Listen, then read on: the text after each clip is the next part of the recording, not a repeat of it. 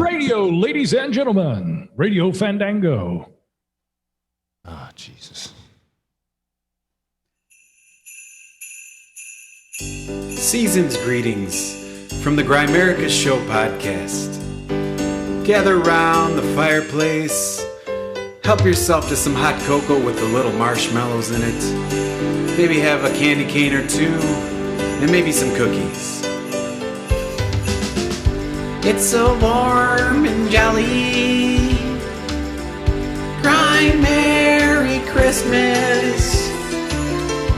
Podcasting from the igloo. Darren plays jingle bells on the didgeridoo. And over there, that's Graham crying tears of joy as he listens in on the little drummer boy.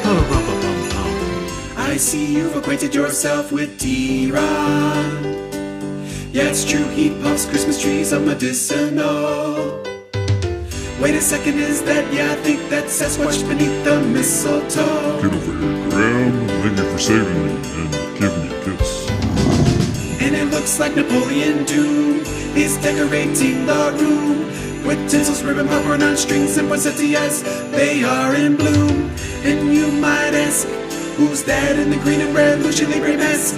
Why, of course, that's RPJ. Feliz Navidad. It's so warm and jolly. Cry Merry Collins already. Christmas. Yeah, it's going to be that kind of a year. Podcasting from the igloo. Darren plays jingle bells on the didgeridoo. And over there, that's Graham crying tears of joy as he listens in on the little drummer boy. You'll get a warm and fuzzy feeling if you donate to the Grimerica Show. So get in the spirit, reach down in your pocket and make it rain. Let it snow, make it snow, let it snow, let it snow, make it snow. Donate to the show. Donate to the show. Donate to the show. It's so warm and jolly. All right. Well, you want to bring us in, Micah, as you do? Merry Christmas. Podcasting from the igloo. Welcome, everybody. Happy holidays. Merry Christmas. Whatever it is you celebrate. Every year, once a year, a few friends get together with one thing in mind. Pour a drink, sit around, and have some informal chat about whatever. Welcome, one and all. It is the infamous evening of the holiday Fandango. So join us, the Grimericans, the Graliens, and those guys who like to go cruising with steak as we indulge a little bit of holiday cheer. Fellas, Merry Christmas. How you guys doing? Merry Christmas, Micah. Fandango-ish. Woo! Glad to be here. Yeah, as the theme song's playing right there, that wonderful new Grimerica Christmas jingle, by the way. It's awesome. Thanks, Yeah. Felix. Yeah, I was about that's to one say, of am I my the only one that likes it? Come on, Felix. Man. Oh, it's beautiful. our official. In your head for hours. Felix is the man. Notice we're already getting calls, so the music's playing. Right. And I'm getting calls, and I'm like, Skype burning in two places here. All right, so anybody who wants to call back in, you can do that a little. Hey, I thought we'd chat a little first before we put out the number. Apparently, everybody's already got them, but It's on the YouTube page, baby. It's loud and clear right on there. Yeah. they'll be calling us for days. So, yeah, we've got the number there if you're tuning in live on YouTube, and we'll put that out here on the stream here in a moment. If you'd like to call in, feel free to do so. We'd like to hear from you. But anyhow, first and foremost, just raising our glasses, guys. So we've somehow managed to make it through another year. How did that happen? I don't know. Just by having a lot of fun with it. Yeah, having a lot of fun, man. I think just the community that we have here, I think that it makes the world go around a lot easier, at least in my eyes. We've got our own little intellectual dark web, don't we? Yeah. Well, I'm sure we'll be talking about that some. I want to be talking with you guys about fair use policies, about algorithms, AI, all kinds of crazy stuff. But, first and foremost, I owe Darren Grimes this call because Darren calls me several times a week, and often I'm so busy I either forget to get it back with him or I'm recording another podcast. So, anyway, Darren, what were you calling me about the other day? What did you want this time? I was just calling to tell you that you gave me fucking herpes. A hairpiece? Herpes. Oh. Yeah. A hairpiece. Classic Graham. I can't. No, give I away was all your actually secrets. calling you to. Well, we can't talk about it on the air. That's right. Just keep. We it, could if you some want, things. but Yeah, well, maybe we will. But one One thing I day. do want to mention, by the way. See, I'm getting the little notifications now too. That's the funny thing about the digital age. Everybody always has so much going on in front of them with the devices. Usually, this is why I miss phone calls. I leave my phone in another room just so that I don't get distracted and it's already happening. Oh yeah, you should see Darren while I'm fucking talking to him on the show. I keep pointing at him because he's got his phone in his hand, not paying attention to me. It drives me nuts. he That guy finally never admits gets off he's his fucking phone. pointing at Actually, me. So here's the thing. I don't want to give away all Darren Grimes' secrets, but the funny thing is that there are two Darren Grimes, okay? There's the one that you hear on Grimerica. But And when there's he the one calls in us- UK that's a very loudmouth Brexiter. Yeah, there is. No, I mean, seriously, he'll call me on the phone, though, and it's like, man, I got to crunch some numbers with you, man. Here, I got a million ideas. I mean, there's the relaxed, chilled Darren on the mic, and then if he gets me on the phone, it's like this business side of him that nobody else ever sees. And I'm like, dude, it's crazy. It's like you've got like two different partitions on your brain or something, but I love it. I mean, that's what I've always liked about him. It's Why usually don't you answer probably the it's probably phone? weed related. Is that what it is? Yeah, Depends on the Oh. strain. he's not as baked when he calls you, so he's a little more talkative. How dare you?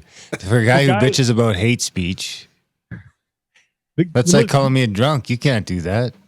you guys are living up there in the great white north where, of course, the laws have changed a little bit as it relates to the devil's lettuce, the jazz cabbage, the wacky weed.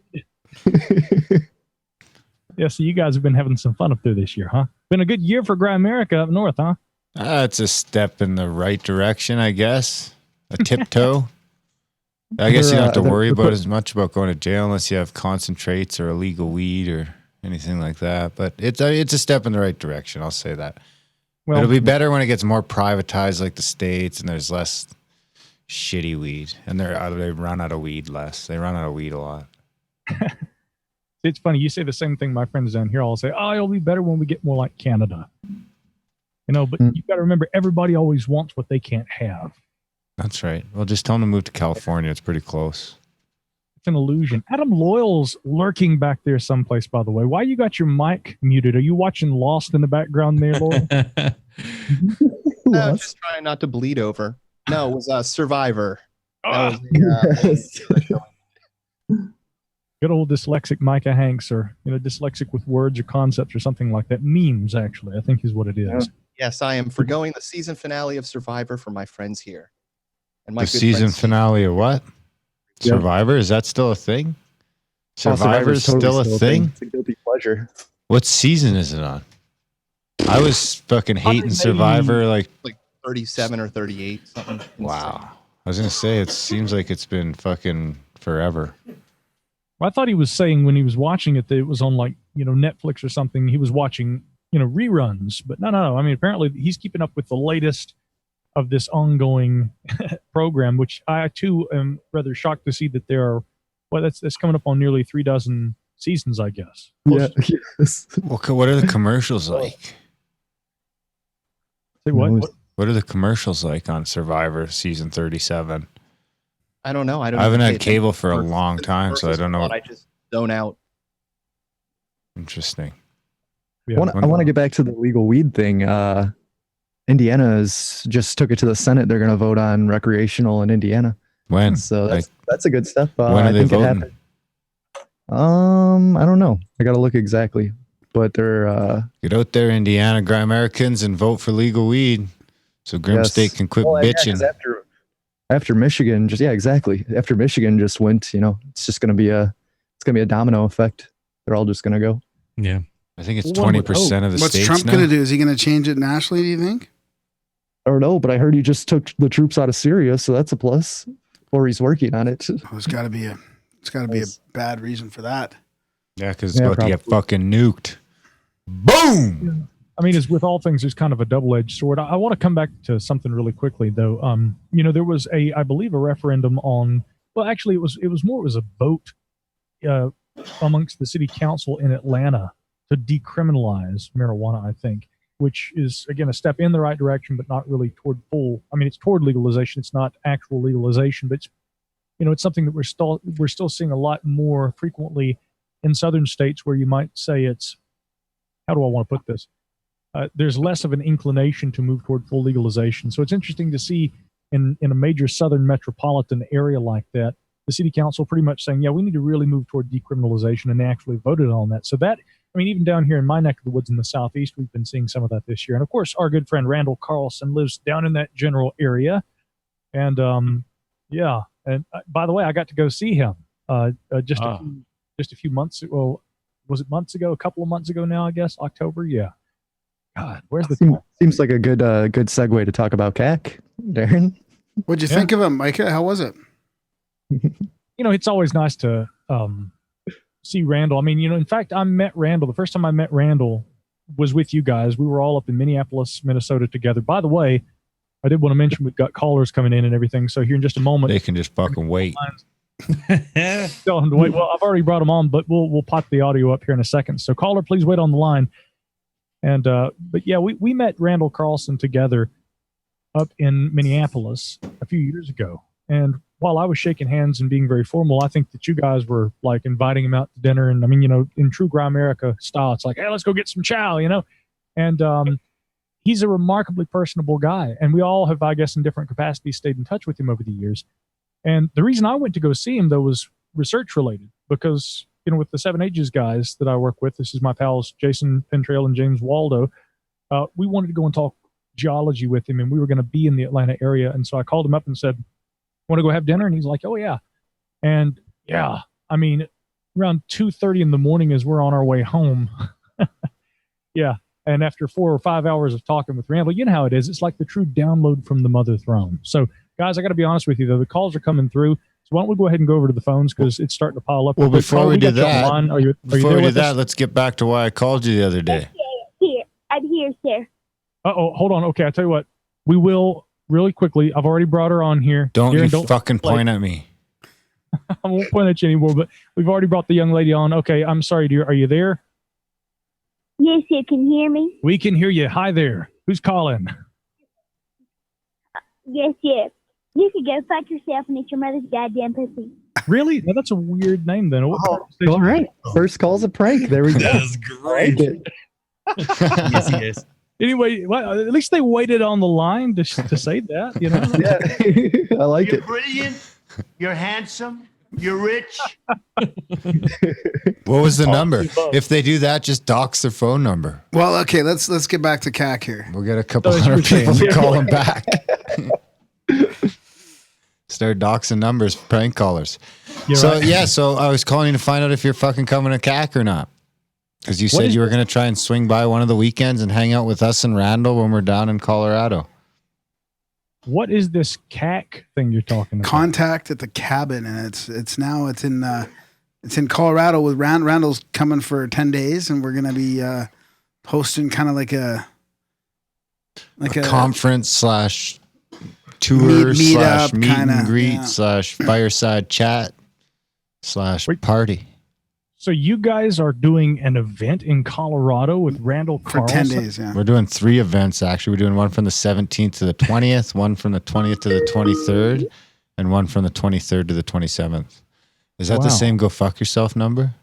I can tell you in a second, but I'm really interested in hearing more about this contact at the cabin. Contact at the cabin. So basically, we got our 3rd annual. Yeah, it's a 3rd annual. We decided to try it instead of just doing a hangout. We decided to turn it into a conference. Randall wanted to do something as well. We've had a couple other past guests express some interest in collaborating on some stuff. So Randall had some places he wanted to look at Colorado he was hoping to get to in the next couple of years. And I said, well, maybe we could work it out that we could get you there for free. And you let a bunch of fucking Grimericans tag along on your research.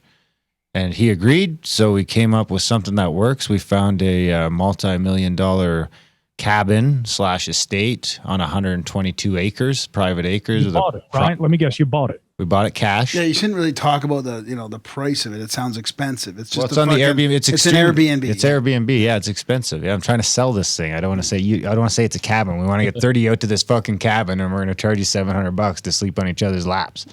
No, it's a 122 acre private estate. We got it on Airbnb, and it is expensive. We could never afford it. So that's why we have to charge money for the tickets, because I think the Airbnb rate, it's like somewhere between $20,000 and $15,000 for the Airbnb for the 10 days. But so the price of the ticket includes your stay. Randall's staying at the house. Graham and I will be there, and a bunch of cool people.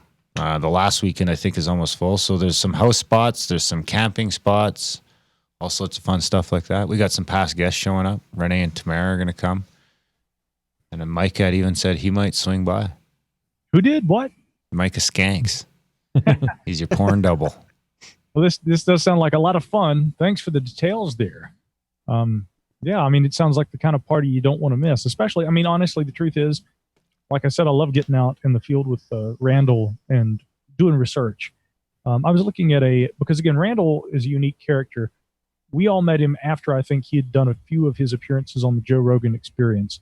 And you will notice in a lot of roundups online where people do the top 10 best guests or best episodes of Joe's podcast. I mean, a lot of the time Randall makes those roundups.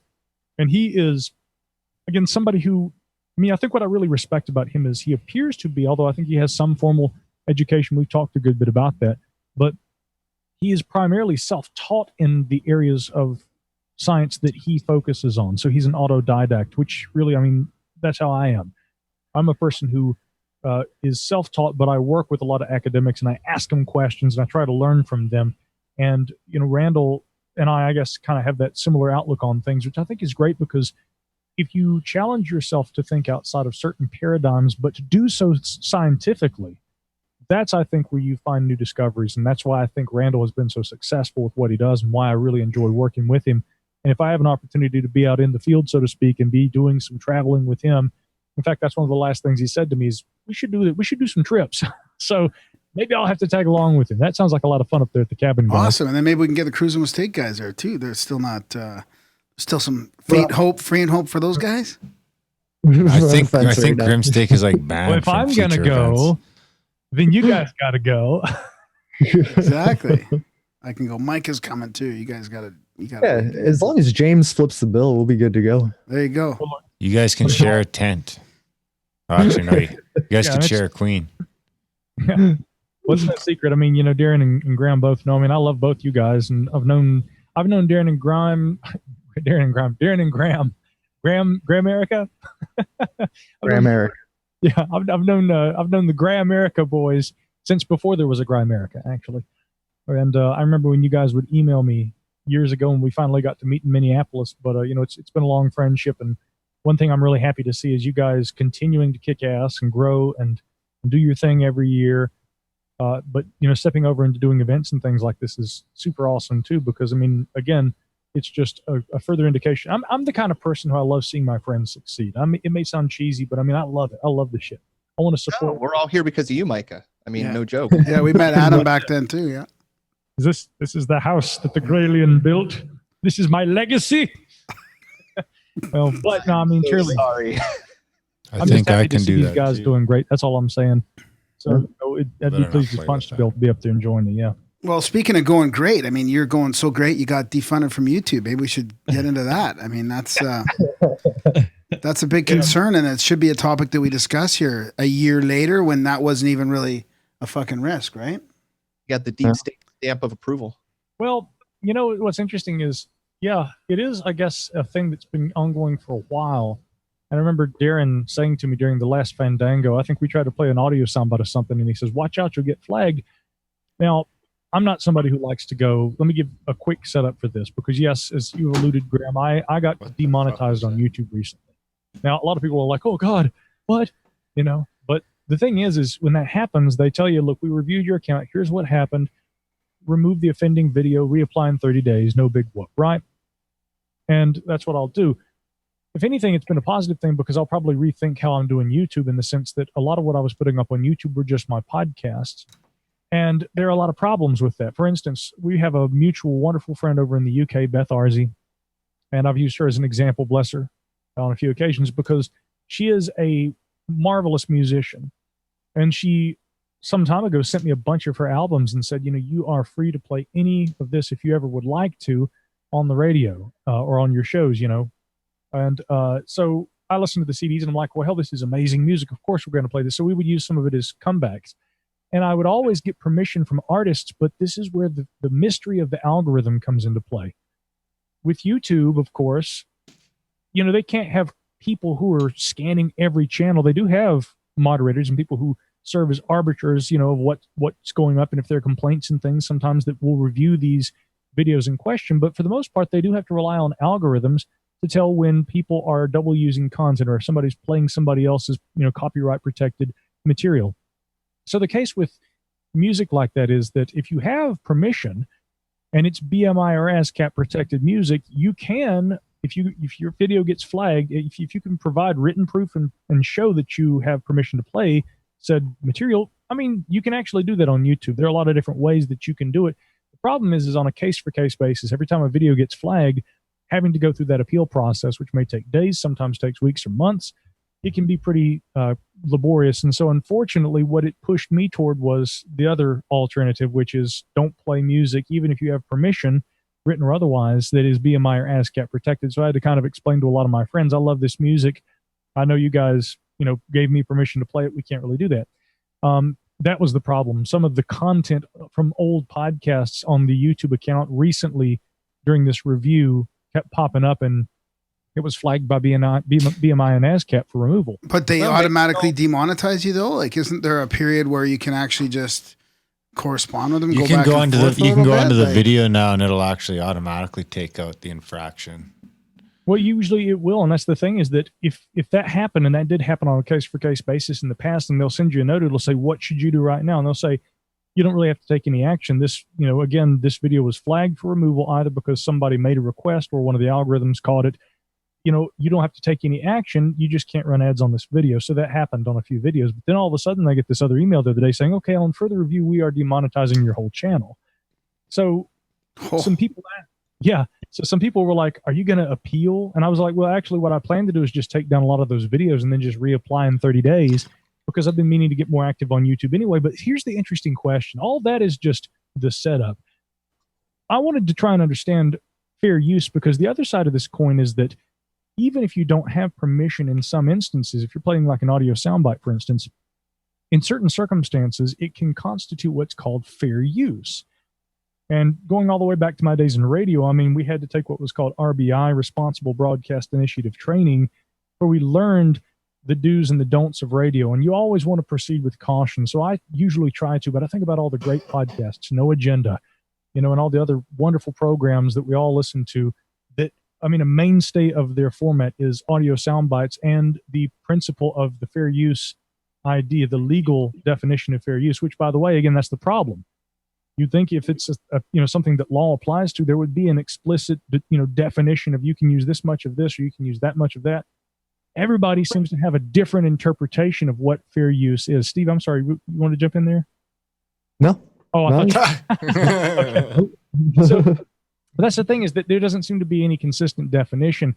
So I wanted to see what YouTube meant because I have played a lot of audio sound bites on my programs too, and I was sure that probably constituted some of the flaggings that I got.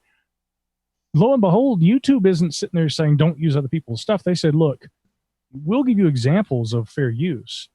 And actually the 3 videos that they used, one they said was remix purposes, like what I do with montages on the Middle Theory podcast, where we take short sound bites and create a new meaning that has relevance to a politics or an economics, issue or something we're discussing. So that was one. Another one was they said commentary on news reporting. That's another thing. And that's something that also the No Agenda guys do, I know. And then the third one was like, if you're doing a critical review, and the example they give is a guy who's showing clips from a video game and he's critiquing it. And I'm thinking, well, all 3 of those seem really to apply. And YouTube further says in their guidelines, they said, listen, sometimes when people write to us and they go, look, our content appeared on this video and we want it taken down, they say they will reply to the content provider and say, we think in this instance, this is fair use, and we actually would ask you to reconsider your request to have it removed. So YouTube, in a lot of instances, seems to actually be wanting to ensure people's right to fair use.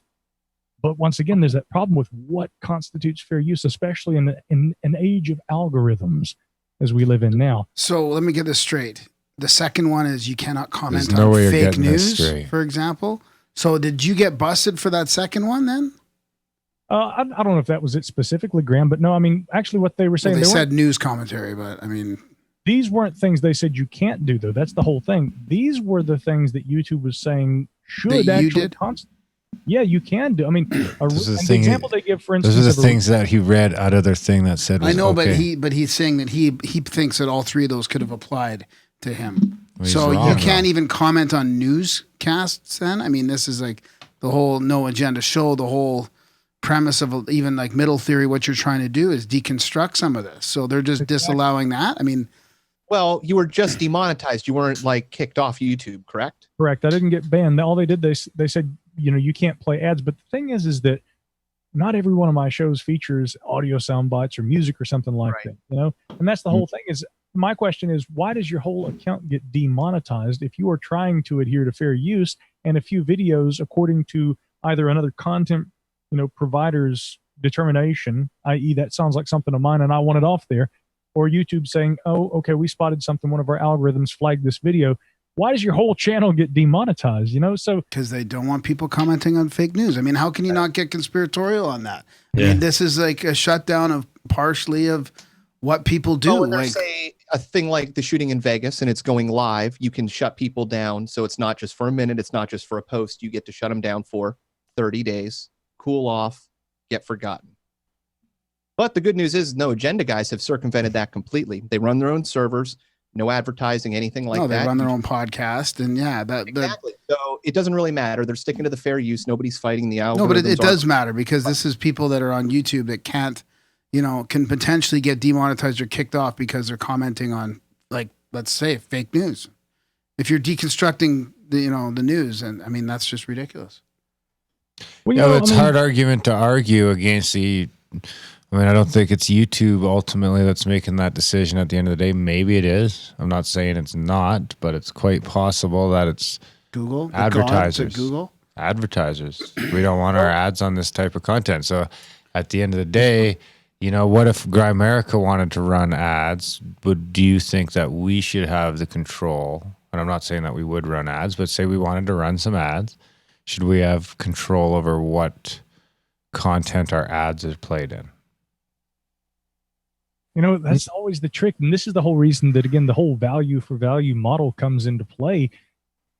I've heard Curry and Dvorak say so many times, the reason we do a listener funded program is so that we will never be beholden to what advertisers want. Yeah. And I mean, I could use mainstream news. I mean, again, I'm not trying to go all in conspiracy, everything you say. No, I am. Well,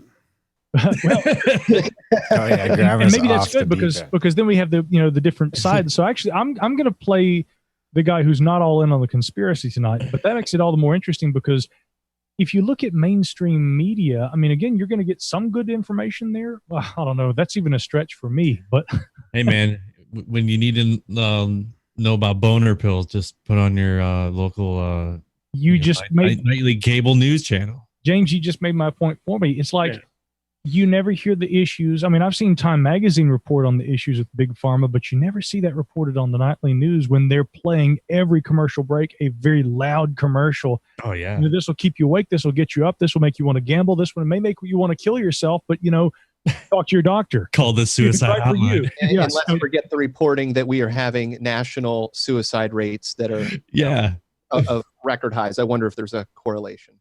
Here's the problem. Again, you can't necessarily, I mean, in science, correlation does not necessarily mean causation. I get it. But on a lot of these medications, that's the thing is that is one of the symptoms. Suicidal tendencies is often mentioned in the fine print. And so is it unfair to ask that question if the companies themselves have to put that information on their product? Hell no. Yeah. That's also when there's like a mass shooting or something, they rarely even talk about mental health or anything like that. Like they don't bring up the pharmaceutical companies at all. It's terrifying to think you can have proven side effects that somebody would kill themselves, be out of their mind, not thinking properly, and to think it would only stop with them. And yeah, when it gets pulled into gun debate and, you know, what's happening with society, it gets scary, especially when you look at the efficacy on some of the SSRIs being that of placebo or lower. You got to ask questions. I don't think it's wrong to ask those questions, and that's the whole thing. But so coming back to the sponsorship side of this, though, like you pointed out, Steve, or Grim, I should say, I should use your real name. It's my real name. Pulled his mask off. Minister of Mugs, but there you go. Yeah, but the thing is that you're not going to see, and this is the problem I think we have. There seems to be disproportionate amounts of treatment of certain subjects in the media in relation to things like, well, we shouldn't talk about that subject because one of our big sponsors happens to be, directly or indirectly related to that, and they may either find it offensive or they may perceive it as being negatively, geared toward or it may, be inappropriate for a broadcast which features them as a advertiser because people may be dissuaded from wanting to use said product. So, or it could be the political views of the people that are making those decisions and they're running it. I mean, it's really coming down to that. And then everybody wants to ignore that fact that Google and Facebook and all this have put way more disinformation in about, about the other side than the Russian hackers have about Trump. I mean, it's a complete fucking, What's funny about the whole Facebook thing, Graham, is that, people could say, you shouldn't go around being a conspiracy theorist and say that everything you see on social media is somebody trying to make you think this or make you think that. But what are they now saying this year? Oh, yeah, we just know now who it was. It was Russia doing it all along. But yeah, everything on social media was bullshit and they were trying to make you think this or that. I mean, so at some point we have to go, okay, look, whatever the medium, whether it's social media, which is supposed to be more organic, relationships and interactions, people to people, or if it's the media, traditional standard media, we're going to sit there with a talking head and tell you what we think, and it's a one-way conversation.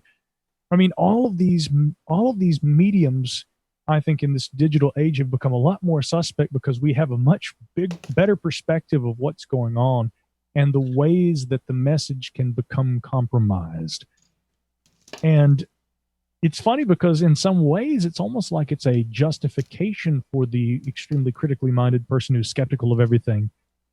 Because, I mean, even, again, the organic interactions on social media that are supposed to be, I mean, there might be a lot of trolling, but it's supposed to be a person-to-person interaction. You can't even believe those half the time. It's a damn bot.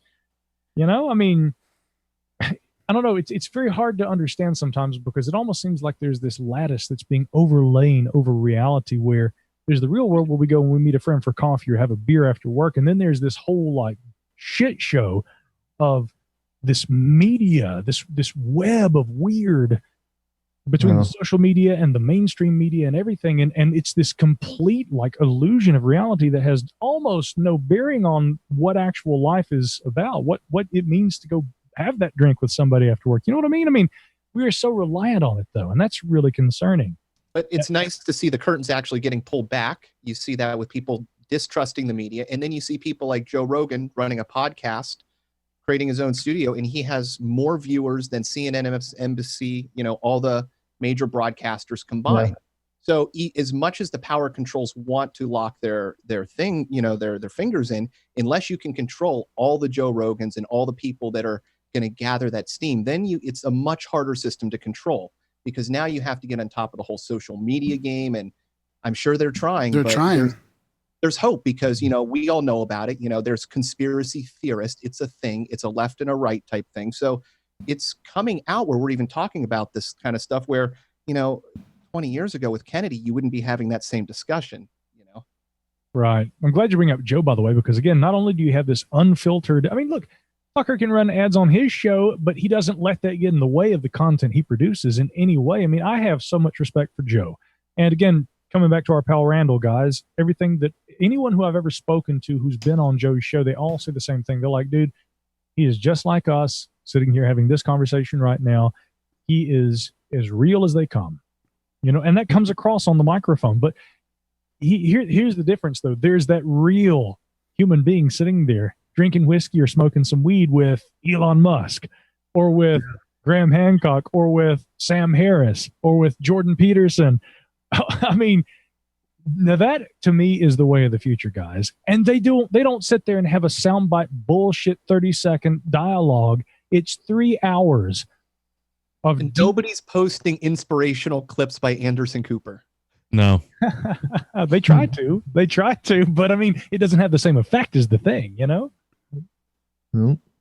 And the other thing too is, guys, who was it? Graham, I think it was something that you said about, you know, how the political attitudes can affect it as much as the influence of a corporate sponsorship. Well, with Joe Rogan, again, it's not, I'm going to sit down and only talk to people on the political right or only talk to people on the political left. If anything, based on, and I actually do study this because being Mr. Middle Theory, I try to be politically centrist, and I will take a left-leaning or a right-leaning attitude on different issues.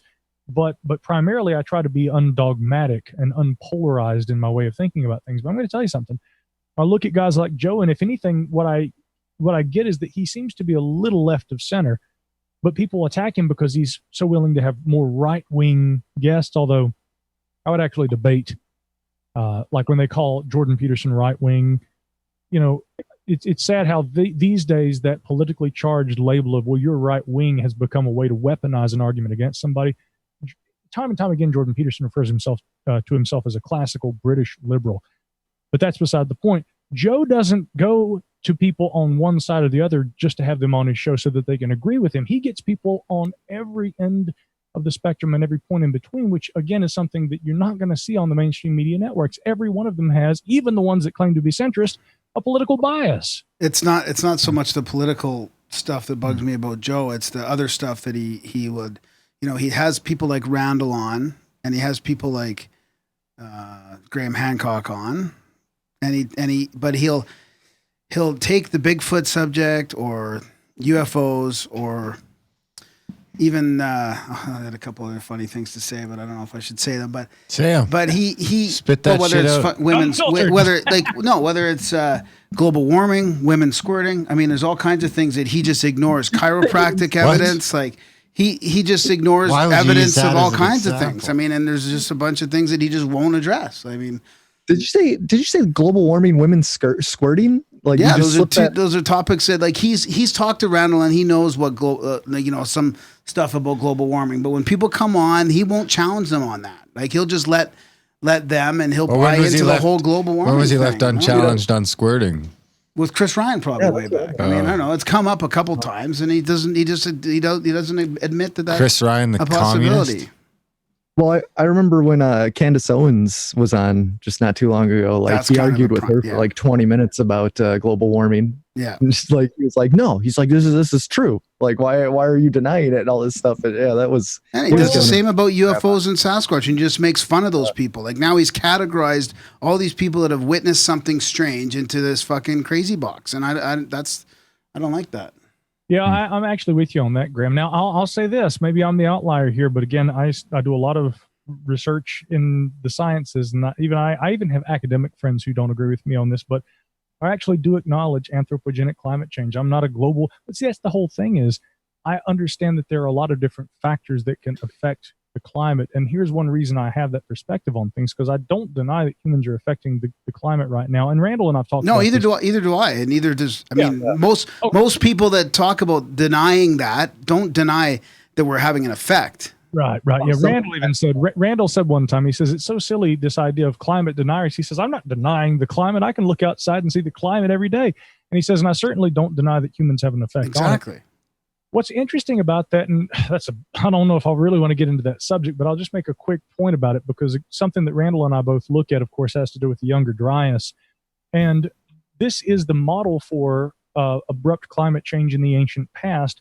I think, unfortunately, a lot of modern climate scientists are concerned about discussion as it relates to that, because they feel somehow, and I can sympathize with their concern, but I think it's misguided, because they appear to think that if we can explain some instance of rapid, sudden climate change in the ancient past as not having anything to do with anthropogenic or human causes underlying it, therefore we open the debate to something like that occurring in modern times, which I think is, antithetical to the whole climate change debate, because the big difference is nowadays we've gone through 2 industrial revolutions, and we can clearly see that humans can have an impact on the environment. Yeah. And that also there is some science that shows that. the difference is that to say it could happen apart from human action does not mean that it always happens apart from human action. And so what Randall and I have often said is, I think people, they seem to be extremist in the sense that they can't have it. Well, okay, in some instances, climate could change like this. In some instances, people could call it.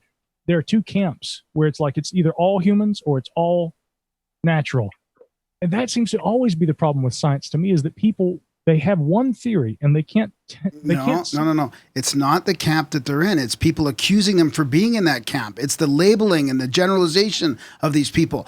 Most of the people that I listen to on the side of denying, I'm going to do it now myself by labeling it, but denying the anthropogenic global warming, right? They're not saying that we're not having an impact. I haven't heard anybody on that side say that we haven't had an impact. And none of them are for pollution, and all of them are for cleaning up the environment. From what I can, the people that are like, yeah, fuck yeah, but they're all getting labeled in that. So the polarization is half the time it's a misconstrued label. That's that's a really good point, Graham. Because I'm sorry, I'm doing the pointing thing again. No, you can point at me anytime, dude. I don't know. But you make a good point. And actually, I want to steer it back over to the UFO subject because I think it's an even better one. And since we were talking about Joe Rogan, you're right. He does seem to take a much more dismissive attitude toward those subjects. Now, look, there's a part of me, and I'm sure UFO or UFO. Say what? I said UFO or UFO. Gosh, no, we'll have none of that. But no, I mean, demonetized. But I mean, the thing is though, is that truly the UFO situation to me, more and more as time goes on, I look at the Pentagon, the so-called Pentagon UFO program. I'm not trying to say that there's nothing there, but I mean, I've become more skeptical of what they were actually able to achieve, what they were really looking at. If anything, it seems like there was not a whole lot of money. $22 million. That's a fly on the ass of the world. And that seems to have been used basically to pay Bob Bigelow, who's been investigating this stuff on his own dime for a long time. And then he was outsourcing that to MUFON. So, I mean, again, we have a government study, which is actually just a continuation of a bunch of the same bullshit that we've seen for decades. And actually, I'm very skeptical of the idea of a government UFO study. Why do I bring that up here? Because I still think that the minority of cases that are of interest could represent a national security situation that we should be taking seriously. And so, you're right. If you try to have that conversation with somebody and say, look, guys, I'm not like a crazy aliens or, probing everybody person, but shouldn't we look at this if there's on that outside chance that there's an actual situation we should be looking at here? And you say that and people immediately go, you think aliens are abducting everybody. And it's like, Graham, it's like, hell no, I never said that. Yeah, Graham doesn't think aliens are abducting everyone. He just thinks he can talk to them with his mind. We affect the climate. Yeah, we might affect it a bit. We should be cleaning up our pollution, cleaning up the environment, 100%.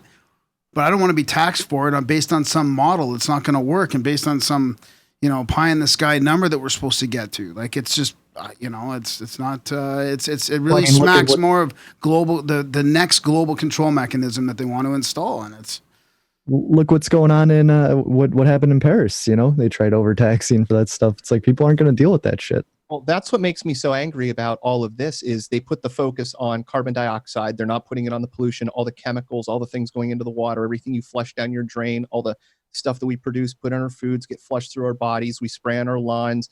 The other day I was in my house doing some editing. I had my windows open and my glands started hurting. The guy's spraying my neighbor's yard, her grass. So I had to shut all my windows. Like all of that is just permeating our environment, everything we throw into a landfill. That's the things that we need to be focusing on. So when you put all of it on, the amount of carbon dioxide that we're putting into the air, which when you compare to other natural causes and things, you go, okay, all things considered, what are we really doing? And that's why it makes me so angry. There needs to be a holistic approach to, just conscious environmentalism is the whole thing. But see, notice, we sound like a bunch of fringe crazies saying we need to be aware of what we're doing to the environment. We need to be recycling. We need to be aware of the pesticides that go into our food and on our lawns. We need to really be aware of the fact that, humans are changing the climate, but that we shouldn't be name calling when we're having, discussions about these things. And if anything, guys, the consensus here seems to be we all need to be better environmentalists and do more of it. Exactly. Oh, wow. What a crazy conspiratorial idea. Fuck. Wow. I'll teach you. So there seems to be a real problem, in other words, that, again, these days, And I've had this shit happen to me, and I know you guys have too. It's like people make up their mind what they think you think before they've even heard what you have to say about it. Where's the actual dialogue? See, that's why we have a Fandango, guys. Ladies and gentlemen, if you'd like to talk with us, dial us at 828-398-4886. That number again, 828-398-4886. Seriously, if you want to call in. If not, well, fuck you. But no, I mean, that's why I love talking with you guys, though, because, you know, we do have inspired debates. And, you know, it's not even a debate. It's more like a, wow, what the fuck is going on with this world right now? When did people become so damn polarized? Yeah. I mean, I finally had it happen. You know, you always hear people saying like you hear stories, you might even have family members that have had it happen where you get in arguments via left and right topics. But like you just said, Michael, when you bring in the fact that like that argument or that conversation never even got started because there's no dialogue they even had. It's like, oh, you didn't like Obama, you know, Obama or something, you know, that topic could get brought up and everything related to it. Like you might, and me personally, I would be like, might not be that into that topic or something. But at the same time, you would just get thrashed over it and everything you thought was before you even started the dialogue. I don't get it. It's hard for there not to be a left and the right sometimes when if you have President, you know, Bush pass away and there's a week long of just nothing but congratulating him on the wonderful things in his life, that if you even speak of the terrible things that he was involved with, that there's no way not to have a left and a right when that is being pushed forward so hard in mainstream media. It's very pushed. Yeah. And that's probably by design. Little theory. I'm telling you though, Bush is an interesting character. That's a really interesting one. Herbert Walker? George Herbert Walker Bush. Yeah. George Herbert or just Herbert? George Herbert Walker Bush. Talking about the Bushes right now. Yeah. You're talking about not just Herbert. You're talking about just W. What? I was talking about Herbert. You're talking about actual Herbert Walker? Isn't that the dad that just died? Yeah, the dad who just died, George Herbert Walker Bush. And then his name was George too? I didn't know his name was George. Oh, man. I did. Yeah, that's right. Herbert. Okay, you're Canadian. You get a pass. I was going to say you're Canadian if you didn't know that. But, well, yeah, he's an interesting cat because actually I did some research into this recently. You know, there was that anecdote that we've been hearing for years where Jimmy Carter said that when Bush was CIA director, he'd asked him about UFOs and that he wouldn't give him the information. He said, "Mr. President, you don't have the need to know for that information." Again, George Herbert Walker Bush, as CIA director at the time, told him that. But digging a little deeper, interestingly, I found out that Carter had been briefed by Bush several times.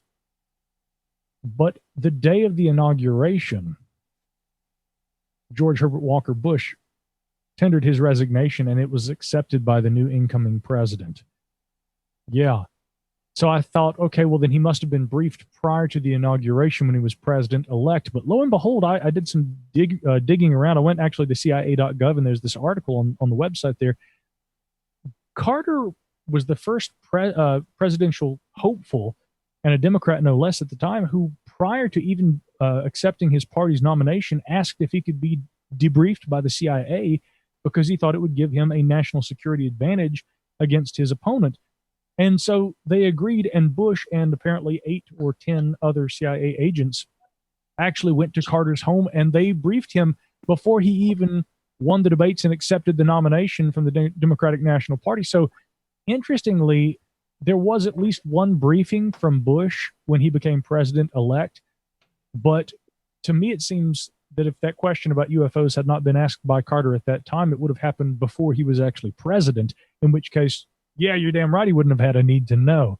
So recently, something I've been trying to find out is whether or not he asked about the UFOs prior to actually being elected president. That's the part that nobody ever talks about. I'm still amazed that on the CIA's own website, they have on there them helping one candidate try to win over the other.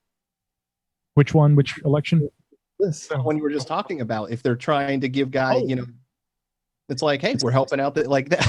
I mean, But we're not doing it today, and then guys. for Bush to resign right on the inauguration day, that's pretty interesting too. What's really funny is, the Washington Post. Now, if you want a good example of state-controlled media, in my opinion, I don't know if you'd say state-controlled, but I would just say horribly slanted media. Washington Corporate Post. control.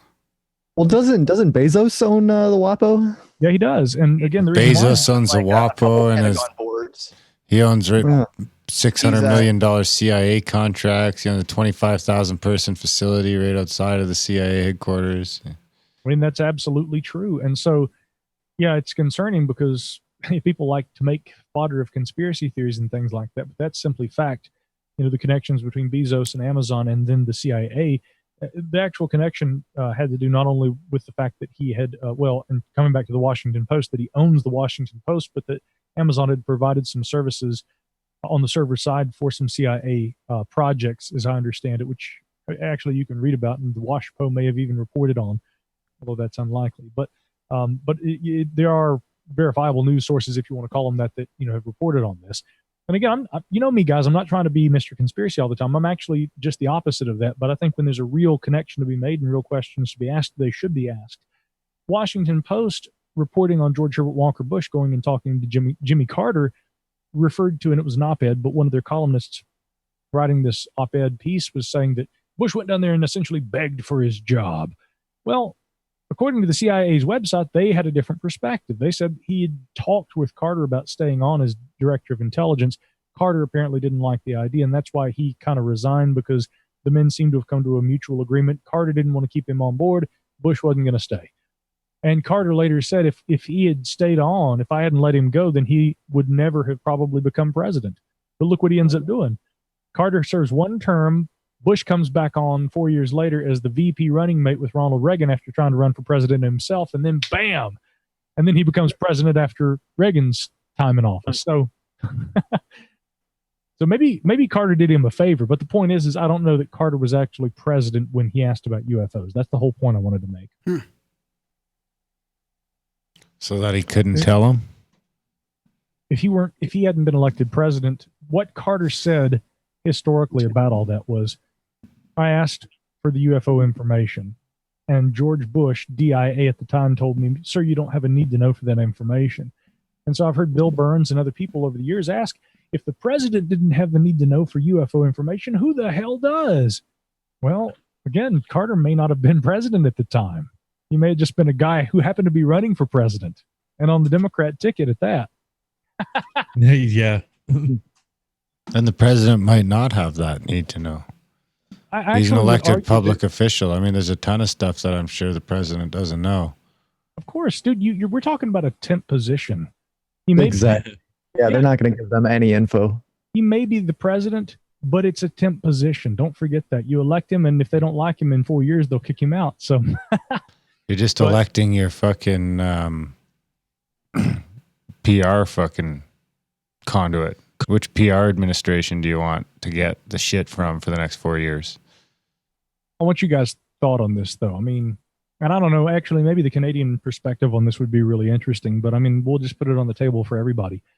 Is the two-party system in America, is it broken, or is it pure fuckery? Is it really just bullshit, or do you like it? I mean, it's not a two-party system. It's a one-party system. It's not supposed to be.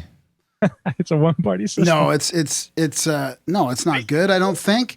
I mean, ours isn't really very good either. But I mean, it's not a two-party system. That's the trick. They tricked you into thinking it's a two-party system. Yep. Where they all you got to do is get a third party. You could get 3 or 4 or 5 parties. They just all need 15% of the thing to get into the debates. I guess however the fuck that happened. It's not who the president is. It's who, brings the president in, who's been there for 30 years. It's the generals. It's the people that aren't elected by you that are running everything behind the scenes. It's a fundraising scam too. Yeah, that's why there is literal, secret courts that we have that do things that are protected by warrants that you can't go and see what's going on. How did we get ourselves to a system where we have secret courts? Yeah, what's wrong with secret courts? Right? We bounce it back and forth. We blame each other. And the truth is, you fight the left, you fight the right. We've been here forever. We're still running the game.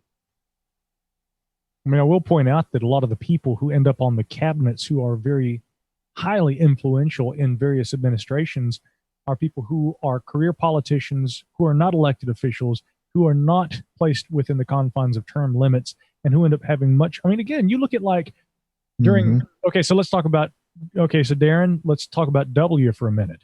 So here's VP, and we got this new film that looks fantastic coming out called Vice, okay, talking about Dick Cheney. And it's Christian Bale. Who the hell thought Christian Yeah, that's crazy. Bale? What the fuck? That guy transformed. Yeah, I saw the preview. I had no clue it was Christian Bale. Can you? Is he Darren playing Grimes, Dick have you seen Cheney? this shit? No, I don't have a TV. Well, get on YouTube and look at it. Just Okay. Yeah, don't get demonetized or anything. But I mean, no, Like I mean, right now? no, not Okay. at your leisure. Hold it up. Some Let's point. stream it. Pot it down though, and look at it, because I mean, it's incredible how much he looks like Cheney, and Sam Rockwell playing George Bush. It's going to be a great film, I can tell. But the thing is that you look at Dick Cheney as the VP, and we all know about his role, Darth Sidious behind the scenes. And damn, I was looking at the time that Bush Sr. passed away a couple of weeks ago, pictures, and there's a picture of him standing out there behind the White House in the garden addressing the press, and there's Dick Cheney standing right next to him. And guys like Cheney and Rumsfeld, again, which you would have called neoconservatives, but which came from an older guard of really kind of, this new wave of Democrats from the 1970s that flip and become the neoconservatives, the old, like, New Republic contributors and stuff from the 70s who go full conservative because it fits their career-making political agendas and aspirations.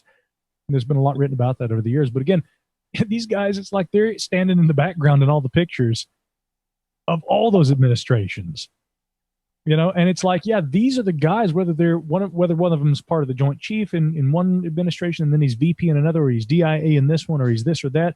They may have different names and different roles, in terms of their title, but I mean, the person remains throughout, and their influence, obviously. And those people control everything stacked down, because people don't realize a lot of the committees that you're going to be on, part of the requirement is you have to pay $500,000, $1 million, $2 million to sit on this government committee. When you have things like, no agenda show goes into this on a couple of their episodes. And so when you have things like that going on, where it's just one of your requirements as, you have to fund into the Democratic committee or whatever.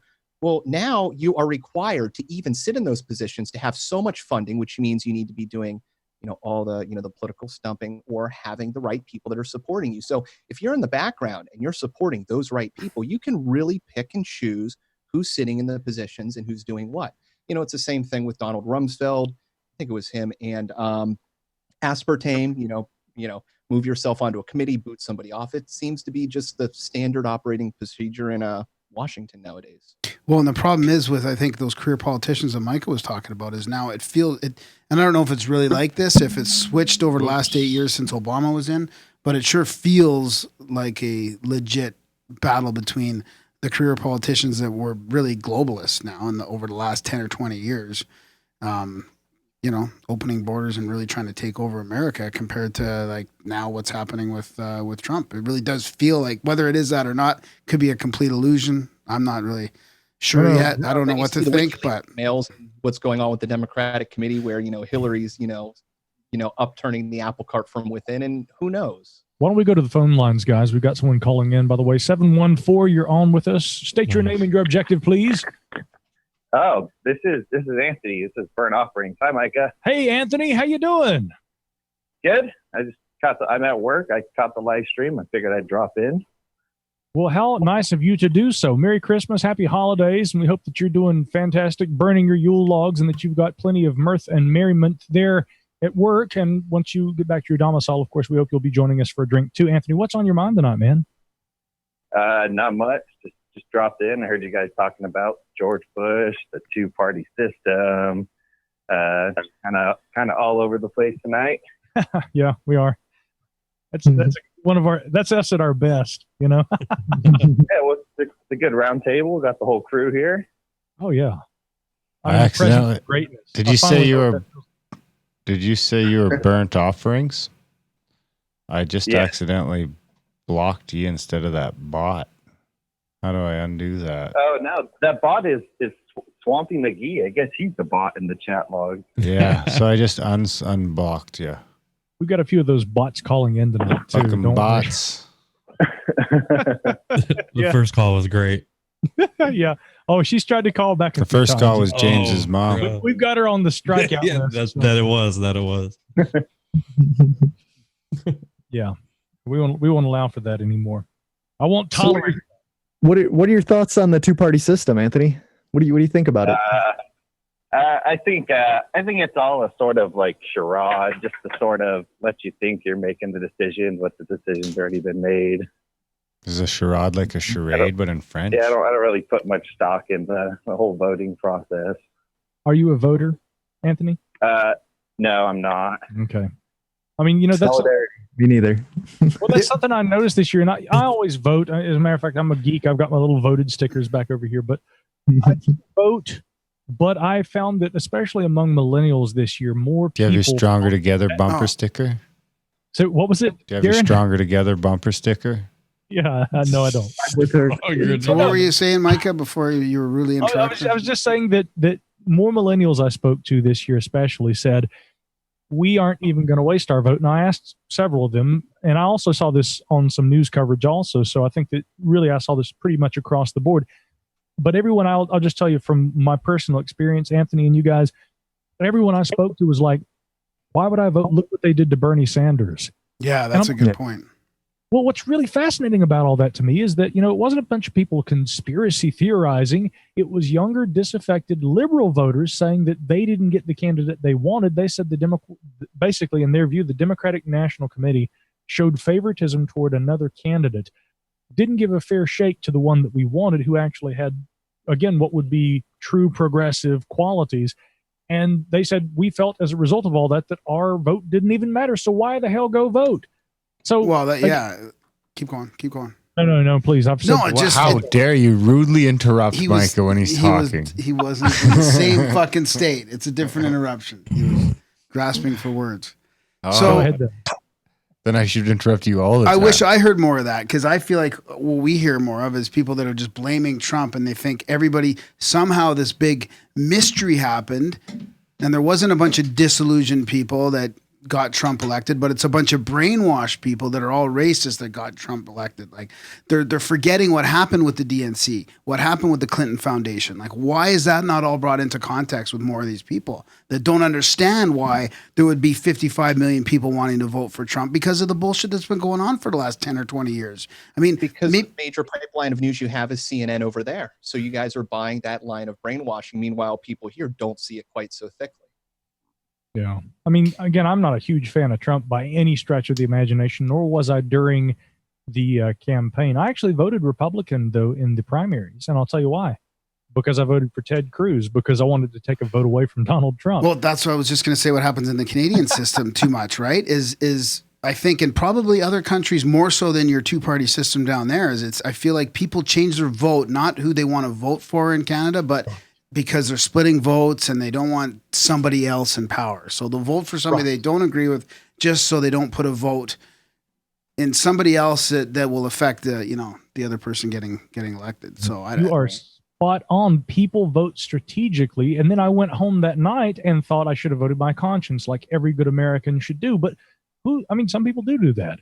But I mean, again, it's sad that more people these days either feel like they need to vote for someone they don't want to vote for, to vote against the guy that they really don't want in office, or that they don't vote at all because they feel like they're being lied to. Exactly. And what the fuck is up with the political system where that's the reasons that people vote the way they do if they vote? Yeah. Anthony, what are your thoughts, my man? Anthony, what do you think?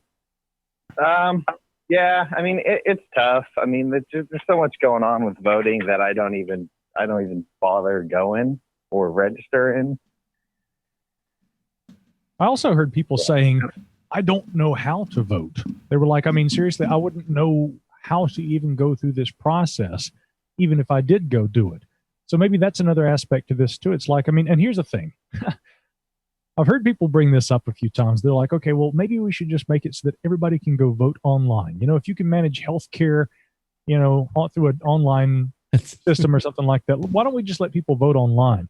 And they're like, oh my God, are you serious with all the data breaches, all the hacking and everything like this? So there are two arguments. It's like, well, no, we've got plenty of infrastructure to have if anything, it actually might be more effective to have people vote online. And then they're like, are you kidding? Look at WikiLeaks. Look at Facebook, for God's sake. we throw voting into that mix and it's going to be all hell breaking loose. So I don't know. I don't know that there's a clear answer to all of this. No, but I do want to hit on one thing because it bothers me here in Florida. You'll hear people saying that they can't make a difference. Like, you might be able to vote, but you're not going to change the system. There's a whole gang of states that allow you to put things on the amendment if you can get a certain number of votes. Florida is one of those. So no matter what our state legislator says, that's how we passed legal marijuana in the state. It's how we got rid of Greyhound racing. It's how we got rid of fracking and indoor vaping on the same bill at the same time. What? Yeah, because people support one bill and then they tack something on, so you'll get a couple of things. Sure. Yeah. It's ridiculous. Anthony, can you hang on for a minute? We've got another call, and actually, I think I can either keep you on or put you on hold. Can you stand by for a minute, man? Or hang up on you, one of the three. Yeah, hang on, because, I think we just missed him. So whoever was just calling in, if you'd like to try and call back in, Anthony, you should still be on the line, but if you'd like to get back in there, I think it was... Anyways, the point there just was go ahead, you can make a difference because you can actually vote on something that your legislator won't, push through in some states. So, go out and vote. You can make a difference. We just had a referendum here in where was that? On the Olympics. Calgary, our city, about the Olympics, and it was voted down. Like, people just said, nope, we don't want the Olympics here. Forget it. Don't even go to your bid.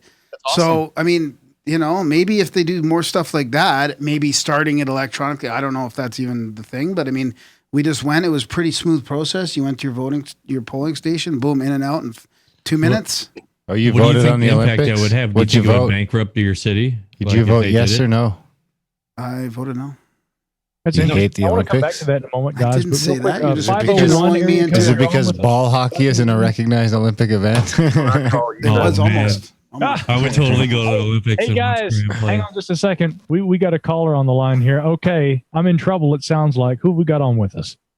I can't believe I called this show and y'all just let me go straight to voicemail. What's up? It's gonna be the best thing ever. My favorite people in the world are all in one damn show right now. Joe Root. I didn't know. I had no idea that you said the F word though. You said Fuck no, we didn't. No, we never say that shit. How you doing, bud? I'm good, man. But you guys are talking about Trump. If you want to know about Trump, you should read Bob Woodward's book. Yeah. Trump is a child, but we put him in there. Well, so I get your point. Oh yeah, but again, coming back to something Graham said, I think that the reason he got elected was because people weren't ready to make the move toward the right choice, or and it's not to me a feminist issue either. It was simply this. I think people saw the Democratic candidate as a career politician. Yeah. They didn't see her as a strong candidate. I mean, she was often absent on the campaign trail half the time when she was out there. And again, I'm sure she couldn't help either that she was feeling bad when she was out there, but I mean, she was sick an awful lot of the time and had that cough. These things communicated to people a lot of mixed messages, and a lot of people, I'm sure, were either thinking to themselves, is she going to be fit as a commander-in-chief? God knows what else is on their mind. There were plenty of reasons, in other words, that they voted for Donald Trump, as crazy as that may seem right now. And like you said, Joe, we should all probably read Woodward's book. I haven't read that book. Are you guys serious? Are you being sarcastic? We should probably spend less time talking about Donald Trump anyway. They spend enough time talking about Donald Trump all day, fucking every day. Yeah, he's a child. You know what I mean? The great irony is Hillary. Yeah, he is a child, but I still haven't figured out how to get everybody to like me like you do. And, I want everybody, you know what I mean? I want everybody to like me, Micah. Everybody likes you. How do you pull that off? I don't fucking like Micah. Not everybody likes me. That's for damn sure. I don't know. It's Grim, help me out here. If there's I like Joe until fucking he called Trump a child. Oh boy! The Trumpian is coming out. This happens all the time. Off with the thing. Okay, maybe I think you called Grim Steak, not Graham. You got to be clear when you say Grim. Right. It sounds like Graham. So yeah, exactly right. So Grim Steak, Grimerica, not Grimerica. Fuck off, Grimerica. Anyway, I'll get it Dungeons eventually. and Dragons with you, man, and you're worried about me calling Trump a child. We're all children. Yeah. Yes, we are. So Grimericans, and Graham, I do mean you this time. You're in the fucking Dungeons and Dragons things too, Joe Roop. What's wrong with Oh, Ruben? Jesus Christ. Look, let's all. We miss you, dude. Aaron, everybody here but you and Micah. I'll join you guys sometime. I will. If I start playing Dungeons and Dragons, the show will slowly Twitter out into nothing. The show will spiral beyond Stop belief. interrupting Micah. He's trying to talk. Top views. That's funny because usually you can't get a fucking word in edgewise if I'm talking. No. I mean, the truth is, though, I want to know, Graham and Darren, what's wrong with Joe calling Trump a child? I think I would agree with Joe. I'm just kidding. We're all children. Backpedaling real quick. Yeah, we're gonna fall over. It's only because I said it, though. Right. Joe, what are you doing this holiday season, man? How are you celebrating Christmas? All right, Dunlop. Say don't worry. I'm gonna celebrate Christmas all by my lonesome, man, like I do every year. So I hope some of you guys are gonna be doing something live. Joe, come hang out with us Friday or on Tuesday. Steak is going to be a live Christmas night. We're going to pull it off. Well, that's where I'll be then. Nice. Yeah, man. You hang with us. Hell, maybe I'll call in too. Damn. If I do Come that, hang, dude. I'll be there. Be able to talk if I call in though. So. Well, I don't have a phone line up. I just wanted to say hey to everybody. I got to talk to a lot of you guys in a long time. I've seen it pop up on YouTube, and I was like, holy shit, Micah and Cruzin with steaks in there, and it's, Grimerica. You can't get better than that. You guys do this every year, don't you? We do. Why don't you join us next year, man? Mate, I hope I could. I hope I can. I mean, you're joining us now, but I mean, yeah. Well, you got quite a busy schedule, Joe. You're on 4 nights a week now, right? Yeah, I'm supposed to be prepping right now, but I like to pretend that I'm somebody special and know what I'm doing, but I really don't. Look, I'm going to tell you, let me pay him a compliment before he goes real quick, because when I went on his show, I was like, God almighty, how do you do that? I mean, he sounded so professional. And I'm like, you must have a background in radio. And he says, no, I don't really. But he said, I took an online class so that I could learn. And I'm like, it shows. This guy right here is one of the most damn professional broadcasters I've ever worked with. And he sounds like he's been doing it for 20 years. So, Joe, to me, I'm the kind of guy who wants to be like you and do what you do. You're doing it 4 nights a week. So, brother, keep it up and keep doing the fantastic job, man. I'm proud as hell of you. And you're doing what we all want. I'm trying to be more like Darren. Darren's my fucking hero, but he hates me. He hates what the fuck? I love Joe. I know that guy. He hates everybody. Fuck you. Fuck you, Micah. How about that? All right. Next year, we'll get Joe in here. We'll do the Fandango. This is awesome. All right. See you later, Joe. Thanks for calling, man. Hey, Joe, later on, Merry man. Christmas. This is Joe Root, the man himself. The magical Joe Root. Hello? We may have another caller on here. We may. Yeah, I think we lost him though. Do you know how to work that thing? It's like fishing. You got to catch him. You got to set the hook. I was just afraid that was that person again. Hang on. Oh, let's just the prank caller? It's okay. Let's give it a chance. Hang on, guys, hang on just 1 second. Wait, hang on. Shh. Domino's Pizza. Hey, look, your mother. Domino's. Oh, I wanted to hear that. Domino's. Yeah, it's pretty funny. Was it the same person? Yeah. What's the area code? They were blocking their number. So unfortunately, I don't believe you. This is they are literally, it says unknown person. Okay. I'll send you a screen grab. But so here's the thing. Oh, the area code the first time though was 614. So just write that down. Yep. That's right. So we were monitoring you, and unfortunately, if you call back, we're doing the next 3 numbers and the last 4 numbers. Exactly. Yeah, we'll put it all out there. So quit that shit. But sad thing is, if you try to use caller ID and block the call, you're just going to make it so that we can't take calls from anybody. All right. You don't want to be a jerk off. You don't want to be a jerk off. So don't do Columbus, Ohio. Nope. I bet you I know who it is. We all know who it is. The master. The master troll. Somebody just got pwned. Yep. Man. Well, wow, you guys are quick. Hell, that was even quicker than me. Damn, you guys are like real like web sleuths and stuff. It's because I quit eating gluten. Hey, Darren, I wanted to tell you something really quickly too. In the interim between calls here, I don't really hate you. I love you. You know that? I know that, Micah. You're actually one of my very favorite guys. And that's sweet. I need to come to Contact in the Cabin. Yeah, you should. Contact at the cabin, not in the cabin. Grab Grim on your way by too. Yeah, grab Grim by the scruff of the neck and drag him along. We had him right there until Grim like on the way. he was there until like 3 days before the last one. He's like, "Fuck it, I'm out." Yeah. His co-host flies out to surprise him, and he doesn't show up. So, I do want to get into something a little more serious, probably, since we were talking about demonetization and all that kind of stuff. What do you think More about serious than voting? the Patreon hate speech problem with what is his name again? Sargon of Akkad. Yeah. Sargon of Akkad they kicked off, and I know that Sam Harris ended up closing out his Patreon. Yeah, that's pretty serious. That's some pretty serious stuff that, Yeah. Well, and they're I haven't heard about this. Yeah, what's going on with that? I haven't actually. I mean, apparently, Sargon of Akkad was on a YouTube stream that had nothing to do with Patreon. He was on somebody else's show, and he dropped the N-bomb like a couple times. And Patreon, like somebody was watching that video, ended up sending it to Patreon, and then Patreon ended up completely kicking him off the platform. When it was really nothing Patreon related, it wasn't on their platform or anything. He was on another show. But yeah, so they just I mean, I don't know if you ever heard of any Sargon, but he doesn't seem like a very racist person. Well, that's what I was saying. We almost started talking about it on the intro, and then we pulled back and didn't because I haven't listened to the audio. I mean, the excerpt that I read is kind of damning, but I mean, I have to hear it all in context before I comment on it. Well, it has. Yes, exactly. Context is everything.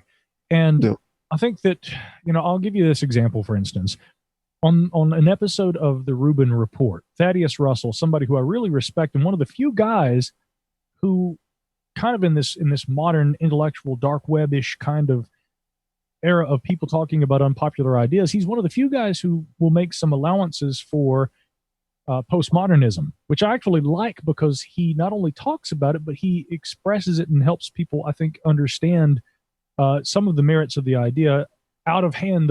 Many of them have gotten, as even many progressive liberals like Brett Weinstein talk about. And so, and in fact, actually, it seems to be almost across the board. I've got friends in academia who are on the left and on the right who are like, the postmodernism is a virus. Again, if you hear someone like Thaddeus Russell talk about it, he will make the argument that it isn't always at all times, and maybe some would say you shouldn't cherry pick, but I think if we're talking about concepts, maybe it's fair to do that. All that to say, he appeared on the Rubin Report, and he also used that word. Now, of course, I would never use that word, and I think that it's a foolish idea to do so for a number of reasons, most of them having to do with ethical and social issues. But he said it, and in this context, he said, I think it should be obvious by the way that I'm talking about this subject that I hate that word in the concept. But he says, in order to be able to have that debate and remain intellectually honest, we have to be able to use the word in order to drive home the point of its misuse and the evils associated with it. And clearly in that context, sitting there on the Rubin Report, he could say the word, and it was not maybe, I don't think it's ever acceptable, but he nonetheless points out that we are against that word, which is why we say it, right? And but I don't know what the situation with Sargon was. Now, so you say Sam Harris has now bailed from the use of Patreon as a result of this? Yeah, I'm pretty sure that he closed his down, and he was like one of the top 10 earners on Patreon. Yeah, and he was like, even though they haven't done anything to me yet, I don't support this type of banning, I guess, is basically what he said. I mean, they quoted the part of the community guidelines that Sargon violated, and it does seem pretty, like when they put it in their script here, it does seem pretty bad, like what he said. But like Darren said, it might be out of context. But they said in our community guidelines, we state that we don't allow hate speech. Part of how we define hate speech in these policies is hate speech includes serious attacks or even negative generalizations of people based on their race and sexual orientation. But not height or amount of hair. We also say that when reviewing an account for potential hate speech violations, we consider some of the following questions. And then it gets into like, are they using racial slurs or negative depictions of a protected class?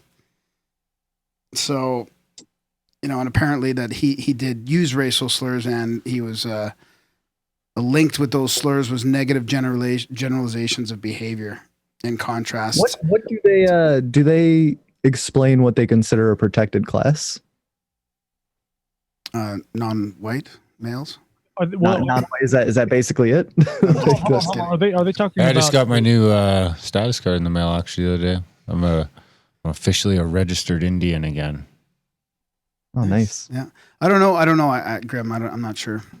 But that's part of the thing about is a generalization in the way it's written, because like what you were talking about, Micah, I go back to like a Lenny Bruce, a comedian's form of view, where to take the power out of the word, he would stand in a room and repeatedly go from subject to subject with racial slurs, going, if you hear this word and it cuts you deep, well, what does that do to a little kid who hears that hate for the first time being put at him? Now, if he's heard that word 1,000 times and he knows it's a joke and the person behind it really can't wield anything, you've taken the magic out of that word. And so when you start having these things are protected, you give great power to these words. I mean, I'm a believer that words are magic. They can certainly affect your feelings. So yeah, it's crazy how that affects society. That's a really good point. Yeah, it is. I mean, the deeper question, of course, which I don't want to go all Ludwig Wittgenstein, but I mean, if we look at the philosophy of language, like you said there, Adam, words are magic. That might sound like a silly thing to somebody, but I mean, if you want to demystify the magic, and I know Joe Roop would appreciate this, what we're talking about is utilizing a complex form of communication, in this case, a verbal, although it could also apply to a written form of communication, and not only the effect that psychically, and I don't mean like psychic, woo, I'm talking about the psychological effect that it has on one's mentality. You don't have to believe that a mantra works to believe that neurolinguistics works. You can look at car designs on the dash when it says, don't forget your keys. And you go, this person didn't understand neurolinguistics because it says, forget your keys, which is what your brain is thinking. It should say, remember your keys, boom. Then you're not going to forget, which is what you're going to do. And that's why when you say things to yourself that there's meaning behind these words, I'm an idiot. Okay, well, what are you doing to yourself because you're reinforcing something? So I really, because I social engineer myself, trying to pull those things out of myself because, and on top of that, being a believer in mantras, it's doubly important. It's not silly though. It's not silly at all. I mean, we take for granted to a point that it is almost removed from Western thought, the importance of words and the effects that they have on people. And it's sad to me that in the Western mind, although you might say in that postmodernist tradition that Thaddeus Russell would agree maybe with me on this, that the idea of the West is a bit of a, again, that's a social construct in itself. I mean, we're on a globular sphere floating somewhere in an amorphous, possibly never-ending universe. Allegedly. Yeah, I mean, what the hell is the West? I mean, you don't even have those orientations. Again, these are all concepts. What we think we know and what we can control. Well, and who's got control over that? Passing by. And who's got control over that definition and who changes it? I mean, who expands it to other things? I mean, short people, and we talk about that all the time jokingly. I mean, of course it's jokingly, but what was I going to say about that? Graham, real quick, one of the best videos on that whole idea of demystification, or actually just revealing the social construct as it is, the idea of the West, is actually the fantastic YouTuber known as Natalie Wynn, ContraPoints. Do any of you follow ContraPoints? No, never even heard of it. Wow. I have that same flag though, Adam. So check it out. Natalie Wynn, okay, a transgender woman, okay, formerly a man who has become a woman, and who is a progressive liberal and a social justice warrior. Okay?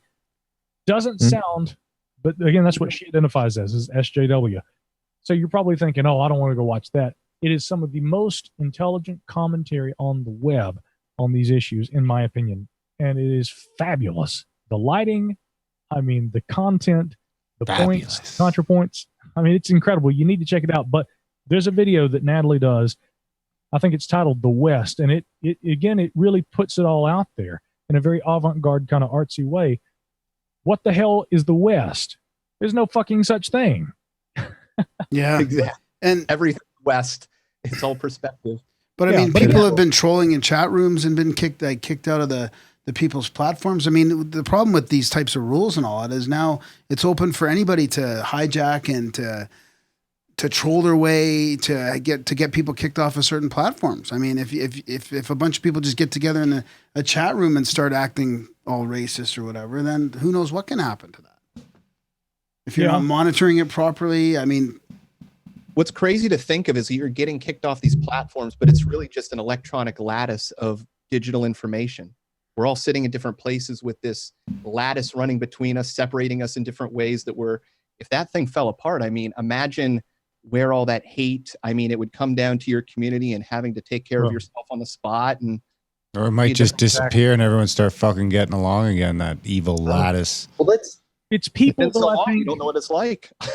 Adam, it's people though, and this is one reason I love what Natalie does, by the way, on her YouTube channel, is that a lot of the commentary is oriented around this whole idea of, well, I mean, not postmodernism, let's just destroy all concepts just because that's what we should do. It's not that at all. It's very intelligently asking questions in the true sense of skepticism and recognizing the bullshit. And then all of a sudden you realize, wow, it's almost like it makes a better a platform for debate and discussion without all these trigger words and all these catchphrases and things like that. So, I mean, that's why I really support people. I don't really care what your political background is, as long as you articulate your points and you do so in a very civil and intelligent way, which she does.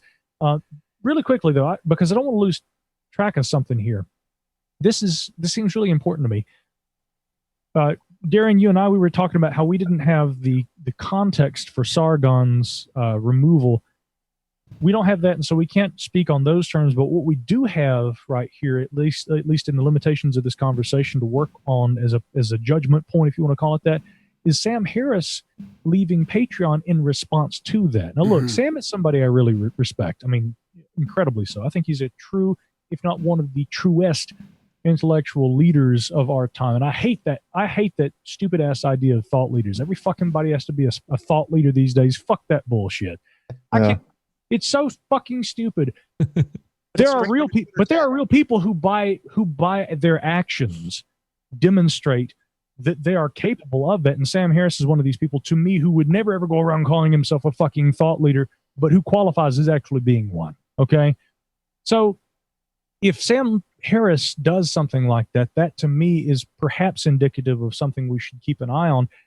And since we can't speak to the situation with Sargon, nor will I, and of course I don't advocate the use of the term that apparently got him banned, so that one's a little charged as it is. It's already kind of loaded. Let's look at a different situation, and this is a favorite of mine. So Sam Harris, right, has Charles Murray, the author of the book The Bell Curve, on his podcast. Now, he initially had, if you remember this whole controversy, and again, because these days you have to point these things out, this is in no way an endorsement of Charles Murray or anything like that. But the point is that Sam he felt unfairly dismissed Charles Murray on a number of occasions because of the associations between Charles Murray and racism or whatever else. What turns out what it actually was there had been a passing mention in his book, The Bell Curve, about that ever controversial subject about race and IQ. And I actually share Sam's position on that. I'm not really interested in talking about that right now, but he did want to try and have Charles come on the podcast, and he wanted to talk with Charles Murray. And that results in a Vox article titled Sam Harris, Charles Murray, and the Unfortunate Revival of Race Science. Yeah. And they immediately start, Graham, this comes back to something you were talking about. They all kind of assume, well, this must be what Sam believes now. So we're going to find a nice new label for him, and we're going to attack him, a Hillary supporter, a progressive. Oh, but one who happens to speak out against other radical forms of religion that involve, advocation of killing people and beheading them. So they attack Sam Harris, and he invites at that time Ezra Klein on his podcast to try and talk about this. Sadly, rather than finding common ground, it seems to me, and this is from my perspective, Ezra Klein of Vox just doubles down, and it's like, no, we won't find common ground. You said this is what you believe, this is what you do. And I'm like, so here we have a leading intellectual, a leading liberal thinker, an atheist. He seems to have all the qualities of what you want in an individual who calls themselves an intellectual in America today. And now he's being demonized by the far, far, far left based on the same premise you talked about, Graham, we think we know what you are, whether or not you say you're that, or whether you agree with our definition of what you are because we thought you were that. And we said it before you did. And it's like, what in the fuck? We've lost the old art of sitting down and talking. You may have an extreme view. I may have an extreme view. we're clearly seeing that there are multiple views of the world. But if we sit down and talk, we can find, well, that makes sense. It's the same argument that if somebody's Christian, they don't want to read a different religious text. And you go, okay, well, a broken clock can be right twice a day. Read it. You might get something good out of it. There's a middle ground. There's things to be learned. If you wall yourself off, you're going to get stuck with a limited amount of ideas. And, look at evolution in the real world. If you want to take an as above, so below with thoughts, into the world, if you restrict those ideas, you're going to limit your ability to grow and adapt. Mm-hmm. Well, the other way to look at it, which we didn't talk about, is let's assume that the context is correct and they are right with the way, let's say he was acting racist and hateful in that way. What if that is true? Should they be able to do this? Should these big platforms be able to do that? Should hate speech rules and laws like it's happening in Europe and Canada starting to come about more? Should that be a rule? Or should we, like Adam says, I believe that words are spells as well. I mean, there's a power behind words, and I don't like hate speech, and we shouldn't be supporting it, but shouldn't it happen organically and through proper,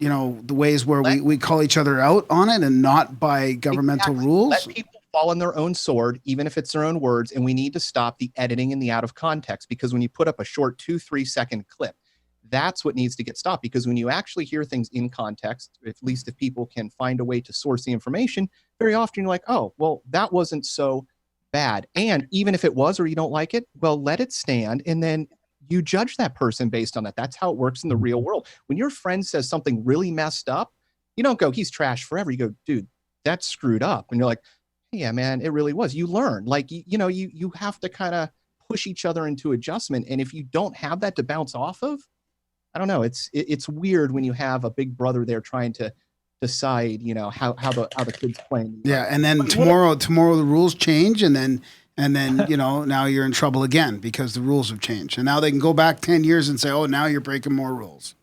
Guys, I just rolled a D20 on fall on my own sword, and I hit a 12. So I don't know what you think, man, but do you think it passes or not? Or did I like to fall and just stab myself in my hip? Yeah, you got a little wounded. What? I rolled a 13. I mean, isn't it better though to, rather than say, okay, somebody said something stupid, he spoke out of ignorance, exocommunication for all time. Wouldn't it be better to be able to say, hey man, you said something that was pretty fucked up. It's wrong. Here's why. And that person goes, well, actually, you brought me to your side of the argument. Now I understand why what I said was wrong. I'll try to do better. Exactly. But see, that's the thing is, in our society these days, I don't think that, and again, I was complimenting Natalie Wynn, who again identifies as a social justice warrior. But again, I would say this: if all social justice warriors were as eloquent as Natalie is, that would not be a term that many see as a pejorative. It would not be a term that has this emotionally charged kind of stigma to it. The reason it has that is because many people who I think lack the philosophical, and actually, Natalie, I think, even said this in some of her videos, but I mean, people who often lack an actual perspective and haven't thought deeply, but who feel an emotional reaction to things and just act without really thinking about it, those are the people that we associate the idea of the social justice warrior with. Let me give you a couple of examples really quickly.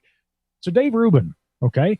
Dave Rubin getting up and talking at I can't remember what the college was, but he gets up to talk and he's trying to engage in the audience, and these kids are standing up there shaking jars full of coins. Have you seen this? They're just shaking jars full of coins, and some of them are also chanting things. Some of them are chanting Black Lives Matter and other, noble causes, but it's like you can't even get out there and articulate a point. All you can do is stand there and chant like a robot, which is what he said. He says, okay, guys, great. We got a bunch of robots up there, and he's a comedian. Well, what's crazy is you're trying to shut that down. Look at the first person really that got hit with this big media thing where you get called out for racism, Michael Richards.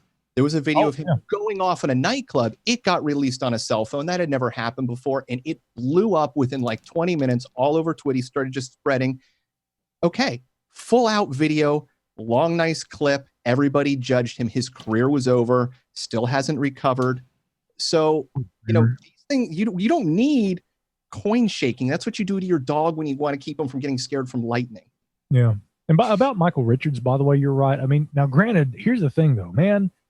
That guy, yeah, he might have been really pissed off at the time, but I mean, for fuck's sake, that was a really racist thing that he said, and the way he acted, that was not acceptable social behavior. But you know what? Time Magazine gave him the last page a couple of years ago, and they did an interview with him, and they say, do you think your fans have forgiven you for that? And he goes, I don't know if people have forgiven me, but I've forgiven myself, and that's a big step toward overcoming that.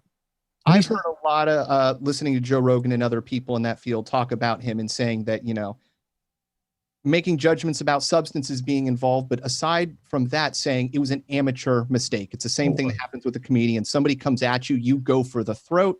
Well, if that's your audience, you went way too far. You're trying to be way too edgy, and you went from being on a sitcom, not ever doing the road, and you're jumping in with the big boys. You should have gone and cut your teeth in the comedy clubs first. He totally lost it. But, you know, I want to come back to this idea of redemption for a moment here, because again, it seems in our society that we don't want to be able to tell our friend the next day, hey, it's okay, man. What you said was pretty fucked up, but you know what? Now you kind of see our side of the argument, and you told us you're going to try and do better. So come over and have drinks tonight, and don't ever let that shit happen again, but it's all good. We don't want that. We want fucking pure, unadulterated exo communication. You said it once. You're irredeemable. You're out. You're done. You're gone. I don't care if you're a Hillary voter, if you're progressive. Fuck you. You're done. That seems to be the culture we live in these days. There's no chance for redemption. And it's kind of ridiculous in its extremism. I was going to say. That's like Louis C.K. Yeah. There's a good shot right there. Yeah. Downstage. Crazy. Yeah. I mean, inevitably, this conversation, though, is I'm sorry, James. I think you were saying something. No, it's same thing with in the media and how things are played. You remember, like Adam just brought up that story, you know, with him and how there only used to be like once in a while you'd hear these stories of you know, word police, whatever, you know, coming to attack people like that. But now, dude, I mean, obviously in the last couple of years, I mean, it is every single day. I mean, you'll hear a new attack. I mean, every single day, whatever terminology, whatever story. I mean, it's 24/7. Information is just instant. You know? I think that's a big part of it. Yeah. And then I think I heard something today. They viewed like leftism as like the view of the unhappy, like anything like the woe is me, the unhappy, that's how Professor the victim. Yeah, that's how Professor Ted categorizes them too. And so I find that pretty interesting. You know, I mean, none of us here are in the unhappy viewpoint. It's as far for me to grasp. Like, I mean, I've never been a victim of harassment. That's for one. I mean, one issue, I guess, that I have never personally had, but.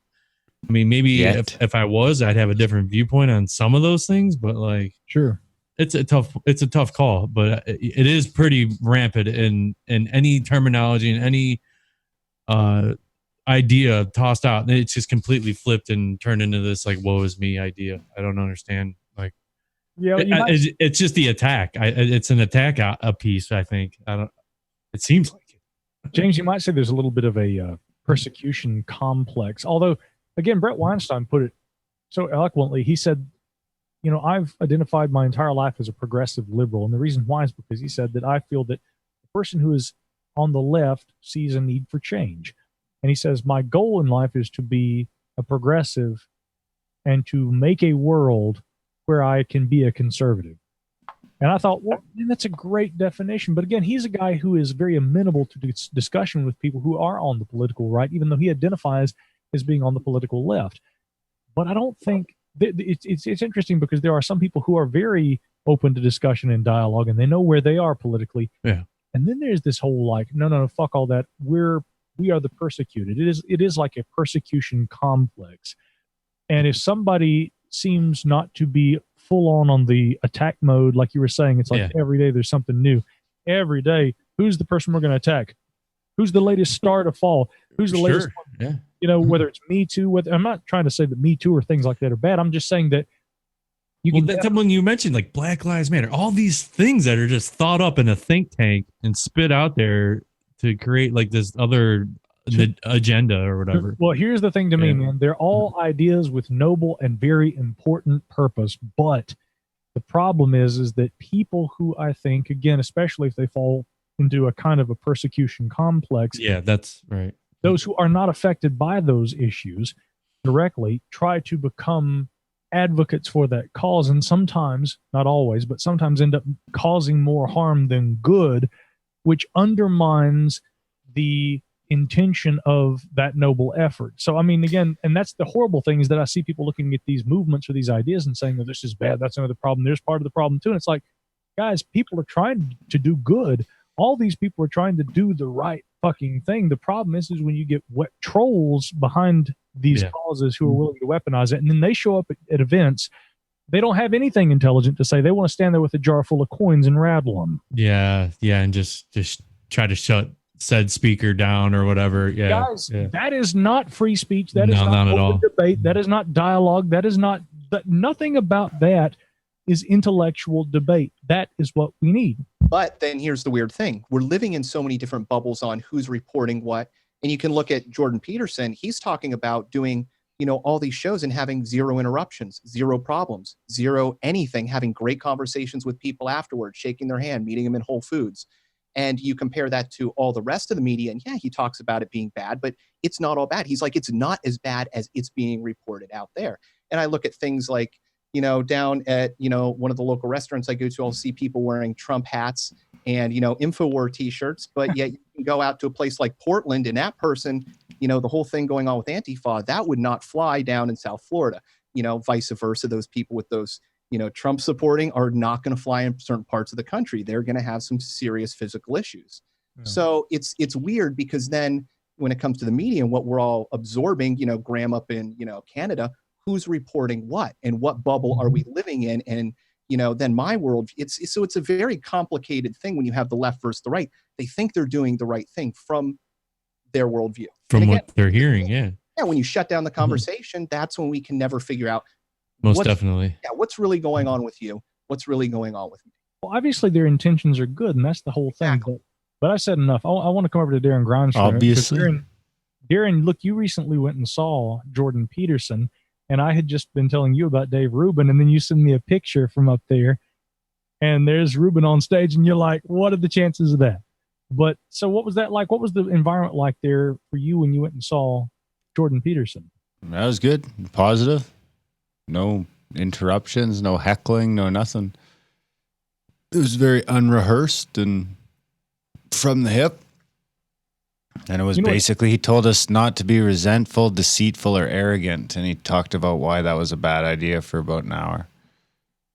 And he also, he specifically mentioned that, it's not terrible. He's like, every once in a while I get in a debate with some host of some show over something I don't really want to talk about. But he's like, I get an average of 3 or 4 people an hour every single day that tell me that I've made their life better. So he's like, it's pretty hard to compete with that. And he said being honest in his answers, no matter what, and how hard it will be, and how much he thinks that'll be misconstrued or twisted by the media, it ends up being better if he's as honest as possible for every answer. And he appreciated this, what we're doing here, as an he mentioned unscripted, podcasting unedited, specifically, and the type of podcast that we all do specifically. It's really interesting. Well, and he has the #1 selling book in Canada right now, possibly the world. Yeah. I mean, something I want to point out, though, is that like we were talking about with, okay, I can't speak to what Sargon said, although I know that, again, taking at face value is something that's completely unacceptable. And so we understand that situation, but I have the question about why did Sam Harris react the way that he did? I'll tell you why, because he wanted to get people off of Patreon. I mean, it was the perfect excuse. Not only do you get away with some, and I'm not trying to say it as a negative thing. Sure. But it's sort of the ultimate little marketing campaign, and you get off of a platform that's charging you 20 or 24%, and you get onto one that's charging you 3%. And I mean, if the guy's making 30 or 40 grand a month or whatever they're saying off of Patreon, your income just went up 8 grand.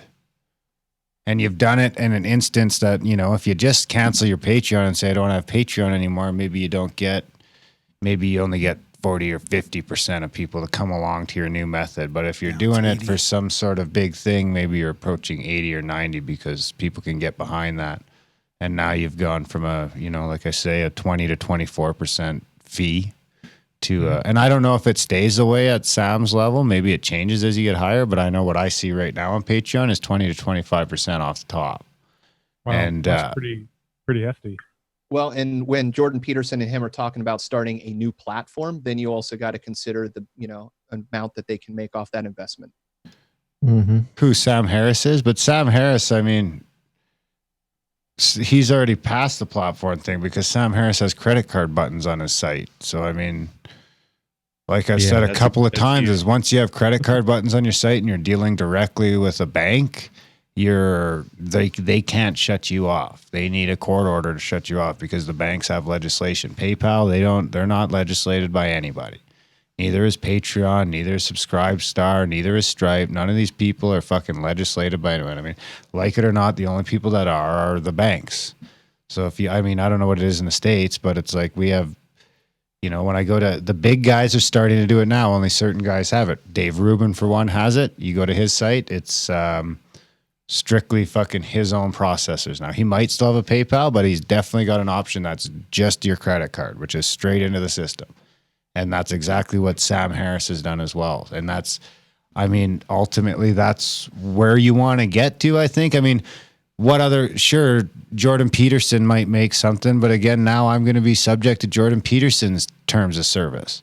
Well, or I'm going to be Once subject to you the build a next guy's all I have fucking to do is service. get you to my website, and then you can donate directly into my bank account as long as I facilitate that. There's nothing wrong with doing a bank transfer between people. Exactly. And a bunch of people can't call the fucking TD Bank and say, shut off Grimerica, because they can't shut off Grimerica without talking to the government, because the banks are legislated from shutting off bank accounts.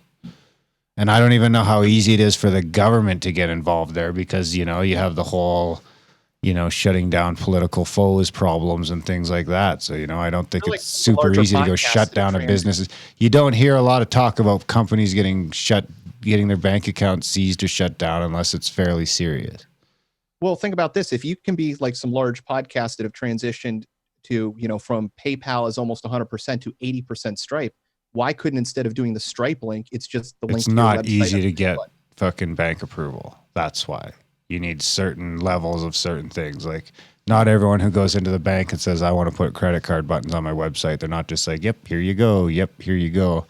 My understanding is it's a bit of a rigmarole to get those buttons. But I think once you get them, even if it's a higher percentage, like I say, I think those bank buttons are someone might be able to write in and tell me I'm wrong, but as far as I know, once they backed by a legality or something? The banks are all backed by legislation. Right. That's what I mean. None of the online payment processors are backed by any legislation. I mean, PayPal is literally a fucking, you give us money and we'll hold on to it for you, hopefully. And then we'll give it back to you. There's no fucking legal binding in anything between you and PayPal. Oh, if they take your money and seize it, good fucking luck getting it back. They gave us no reason why they could have held it for 6 months.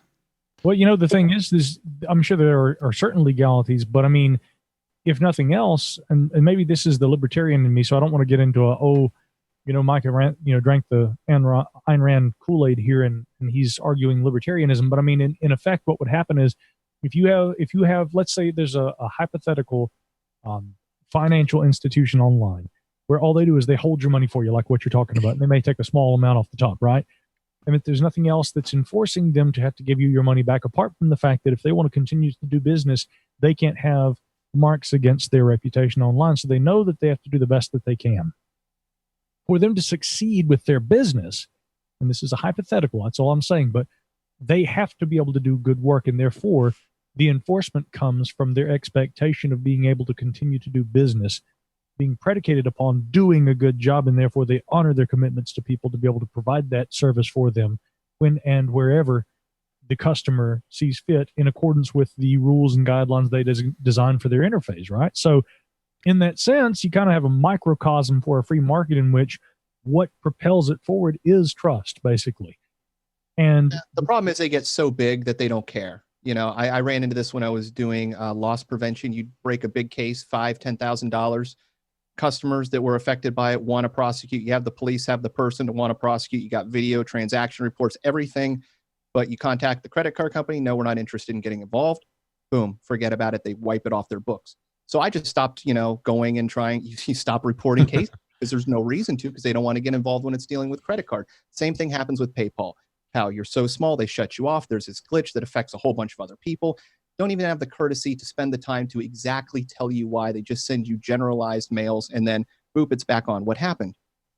Silence. Interesting. Well, again, you know, on a community basis, I would say that that's the difference between having a bank, and that's why I won't bank with national banking institutions. I always work with smaller regional banks or credit unions, because then you have a part membership, you know, and therefore the interest rate's better, and there are certain other amenities that are afforded you by virtue of your membership, right? Sure, I would agree with that 100%, but I just mean for online payment processing, it's probably going to turn out that those credit unions can do that. I don't think I doubt that the credit unions could do that. Maybe you could find certain ones that could, but I just think at the end of the day in Canada, they can't touch your bank account without a court order.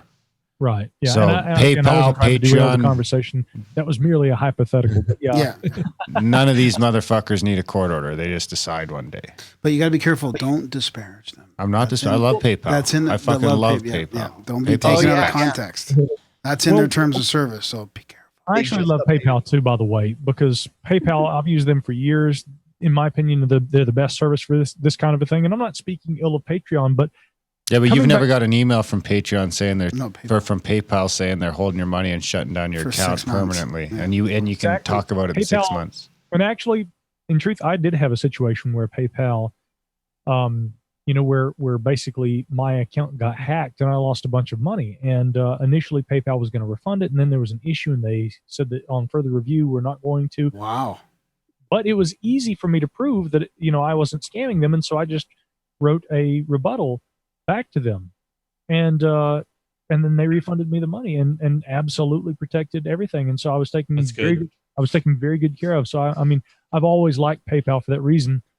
People complain about that percentage off the top, but again, Darren, like you're talking about with Patreon, shit, it ain't 20 to 25%. Now, no doubt. The reason I brought up that in relation to Sam Harris, though, is because, again, if we can look at one person and their relationship with a issue and try and use that as some sort of a basis for, well, okay, if he thinks there's something weird going on here, let's ask some questions. I say the same thing about Jordan Peterson. Jordan Peterson is an individual who has become extremely polarizing in the media. If anything, I think he is unnecessarily polarizing at times, perhaps unintentionally so. But I think, again, he says things that often are very politically charged and are often taken out of context, and it's clear he meant something else, but people misconstrue what he said. And I'm like, Jordan, come on, you stepped in the hole again, man. You should see these black holes as they're coming up and be able to navigate these. You know, again, so I think although he is misrepresented, he could do a better job in terms of saying things that aren't so easily misrepresented. And that's one of the big arguments people have about Jordan Peterson. They're like, he seems to be fairly intentionally ambiguous at times. And then he kind of steers his arguments around those things. Now, that's neither here nor there.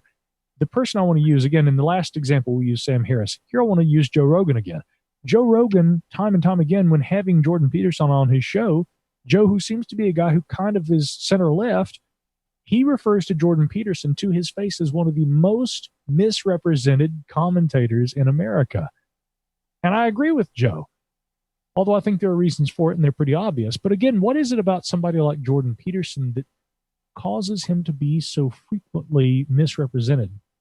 Again, how could a guy who sits around saying, I am a classical British liberal, who obviously has some interest in some things on the right, people call him a fascist, they call him far right, they call him alt-right, they call him everything.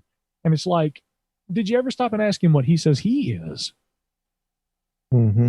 It's easy to label somebody. You know, just whenever somebody says something that you don't like, just label them alt-right, label them a fascist. But that comes from something. That comes from an engineering. It's the social engineering part that we haven't really discussed, and the intention behind. Professor Ted. You've been socially engineered into a Nazi? Well, you know, here's the other thing too. Look at Dave Rubin. Dave Rubin had been formerly a progressive liberal, now identifies as a classical liberal or traditional liberal. But people, of course, on the left call him far right.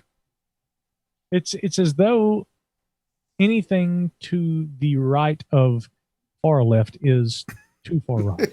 Well, the infuriating thing that's going on is people aren't calling people out for the real things. Look, plenty of stuff to complain about Jordan Peterson on, but the things that are brought up and the way things are edited are completely falsified. It's the same thing with Trump. There are so many things in his past that I'm like, why don't we talk about the real issues? Because when you start talking about this BS, that's when I get angry. And it's like, I don't want to be defending somebody I think is a terrible person and politician, but you're not attacking the right reasons. Be honest. And it flows over into Jordan Peterson and everything else. It's like, let's have an honest attack on this guy. And I've seen some out there, and they're great when you hear them. 9 times out of 10, it's like, that's just BS. What are you doing? So yeah, we've lost intellectual conversation somehow.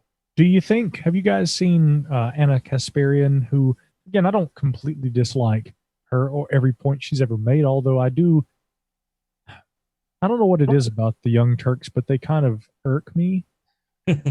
No kidding. Yeah, I know. Again, you know me, I'm trying to be pretty fair and balanced about that, but I mean, I'm just speaking, maybe that's a visceral kind of statement, but the Young Turks have always just kind of irked me, even when they're making valid points. Maybe it's their attitude and the way that they say things. Again, Ruben. It could be the fact that they openly have an agenda. Yeah. Oh, yeah. I mean, they even just like talk about it. Just like, this is what we're up to. And by the way, here's the news. Yeah, that may actually be a lot of it. And at times the agenda produces a sort of attitude on the mic. Because again, with fuck the Young Turks, by the way. Yeah. Here's a bowl of Cheerios that I pissed in. You can eat it too. Again, they, but I can see, for instance, Anna, if she's on the Young Turks, and it's just like, their program will grate on my nerves, but then I'll see her sit down on the Joe Rogan Experience. And if she's in the studio with Joe, it's hard. Yeah, that's tough. Well, no, here's the thing. It's hard to be in the studio with Joe and come across as abrasive. He has that magic ability, Rogan does, to calm everybody down, to make everybody feel good, to help them chill the fuck out, like everybody really needs to do. Say what? Sorry, go ahead. Because he can kill you. Yeah. Everybody's seen that kick on the bag. Calm down, okay? Yeah, right. Yeah, they know he could. Well, whatever the case. Again, Anna, did you see her whole thing where she is just going off about Dave Rubin? No. Did you guys see that? It was a little while back, right? I don't watch any of their shit. No. Well, again, I try to keep tabs on things like that, just because, again, for me, I don't watch it for the purpose of gossip. Look who's said about this person. That's how you start your day. Your Young Turks fix. How you picture it. They might have played it on No Agenda or something. Maybe that's how I heard it. They may have, or maybe you heard it on that little podcast called Middle Theory. Yeah, it might have been on that. I did talk about it on there. Yeah. Here's the thing, though.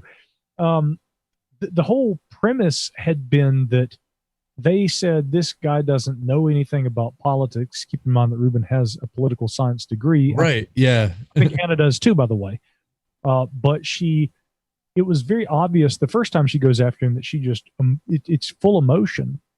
She just goes completely full bore against him, but then comes back like a couple of weeks later and does a more kind of straight-laced, hey, some people have criticized me about some things I said about Dave Rubin. And then she kind of, she lays it all out there a lot more convincingly. She actually constructs an argument rather than just accusing him of being funded by the Koch brothers. And by the way, that whole that's the one. That was the one. Yeah. Well, the Koch brothers thing, Matt Oakley looks into that and everything. And apparently a company funded by the Koch brothers or that had financial ties to the Koch brothers also had been funding the Rubin report. And I think there was something akin to like a libertarian think tank. I mean, I'm not surprised that a connection like that would exist, but that does not necessarily mean that A, Rubin is far right, B, that Rubin is a sellout, or C, that he is directly financed by the Koch brothers. Rubin, it's us, it's the Koch brothers. We've got some moolah for you, but here's what you got to do. You got to have Jordan Peterson on your program, okay? That's like anything left is funded by George Soros. Yeah, I mean, it's like, I'm sorry, but I mean, that was one step away from being a conspiracy theory. And the reason I say one step away is because Kasparian was not wrong in the association being made. That association was no different from us saying that there is an association between the Washington Post and Jeff Bezos by virtue of ownership, or the CIA by virtue of him having business dealings with them. You can't say that all those things are connected. You can merely say that we can make associations, and she was absolutely right in making that association. But the problem is that when you make that association, knowing that your viewership will thereby take it and weaponize it and go, oh my God, Dave Rubin, Koch brothers, holy shit. And what's the inevitable interpretation of that, right? And so, again, so here's a guy who calls himself a classical liberal who has stepped away from progressivism for that kind of behavior and is constantly, accused of being far right. So once again, I can say it. I see a lot, and actually Sam Harris, you might say the same thing about him. They see his criticism of Islam and religion in general, and many would try to paint him with the same brush. Sure. What the fuck is going on there? Who knows? I'm sure it's almost like they're trying to silence any kind of outside of the box thinking or critical thinking or anything. They don't want it happening at all. Are we really so Anna Car whatever was bitching because she says Dave Rubin's getting Koch brothers money because the Young Turks got a 20 million venture capital fucking injection by Jeffrey Katzenberg. Who is? Who's Jeffrey Katzenberg? It says the Democratic Party kingmaker on the Business Insider website. Darren, come on. It's all in who the money comes from. And you know, if it comes from a Democrat, it's automatically good. That's right. It's good money. Yeah. I'm not trying to pick on the Democrats. I mean, I've voted Democrats in past elections. I've also voted for Republicans in past elections. Yeah, I've done both. Yeah, I mean, I think any sensible person will vote. I'm not saying fuck that. You shouldn't be taking any money from fucking corporations, period. Not the Young Turks and not fucking Dave Rubin. You fucked up. Okay. Say sorry. Good point, actually. Good point. And here's the other point. If you're going to accept funding from a corporation who accepts funding on political, which it's hard to find companies that don't, and there are a lot of reasons why. But again, if the political ideologies are going to be a part of that, at very least, let's say this, if they've both done it, one shouldn't point the finger at the other and accuse them of doing that when they have in fact done the same thing on their side. That's what seems unfair to me. Yep. And this is politics, right? I don't know. Christmas. Fuck, where did all the Christmas talk go? No, but it does create a lot of hypocrisy, right? I mean, it's happening, they're accusing all these people on that one side of something, and then they're ignoring all the evidence of the same thing happening on their side. I mean, we've never influenced an election. We've never taken out a leader. We've never done an assassination. I have that same. What about the racial? What about the racial? Adam, the exact same one. Hold on. What are you guys talking about? Tapestry behind him. Tapestry. God. Adam, they want to know about the tapestry behind you, by the way. I just said I have the same one. Everybody asked me about this. I was watching the Twin Peaks Return when I was looking for a backdrop. And so, I mean, there it is. It's got a little of that. We have the same one hanging in our house. Yeah. Hey, Darren Grimes, why don't you put out our number, the number people can call? 828-398-4886. It's on the YouTubes. Call it up. It's right on the YouTube page. That recent Loch Ness Monster sighting. There's a new Nessie picture. No, there's not. Oh, there is, man. Yeah, we talked about it last night. Are you kidding me? You guys still believe that tired old bullshit? Come on. Oh man, it's the same one. It's the same one traveling through the underground caverns all over the world. It could be. It's just one goddamn dinosaur. Yeah. This is one dinosaur. It's a family, anyways. Years old. It's just swimming through caves all the goddamn time, Into the Ogopogo. I love it. Whales migrate all over the fucking world, Micah. You gonna call whales fake too? I just saw this epic video of one of our buddies. We all know Jerry Cthulhu. He posted this video. It was a breakdown of the secret space program, and it's so goddamn good. And I mean, it goes all over the place, but it breaks down to like how whatever a race came and took when they came 65 million years ago and took the dinosaurs. They took a bunch of raptors, and the raptors are the lizard people. So imagine 65 million years of evolution, but as a dinosaur turns into a lizard person. So that's who you have as the lizard people. And yeah, so you'd have that. Then you have like the praying mantis type. and they're all going to war in space. And then you have the secrets, the select few of the secret space program. They got to fight them all. You need to send me that, dude. It's so good. That looks pretty good. That looks pretty good. The Desi picture. I mean, it's got the shadow and everything. All right, fuck it. I'll go look. Nah, that's got to be an old one. Is that a new one? It's got that like 70s grainy look to it. Nah, that's bullshit. Fake news. See, if Darren thinks it's bullshit, you know how I'm going to vote on it, right? Share screen. Okay, we got to get Grimstick to do that. There's one point in this video I was just talking about where they get sucked in. He's out. They're in their secret space program ship. This is back in the 60s, right? Like right after right when they formed the whole space program. But so they're out in their nuclear powered rocket ship, and then he gets sucked into like a vortex and end up all the way across the galaxy.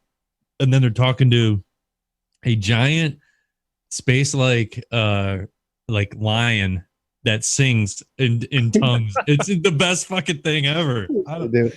It's so good. Okay. By the way, I'm looking at that picture of this thing. Man, there are all kinds of allegedly new photographs of the Loch Ness monster. That one's always bait. It's all fucking. That one's what? What was he gonna say, Micah? What were you gonna say?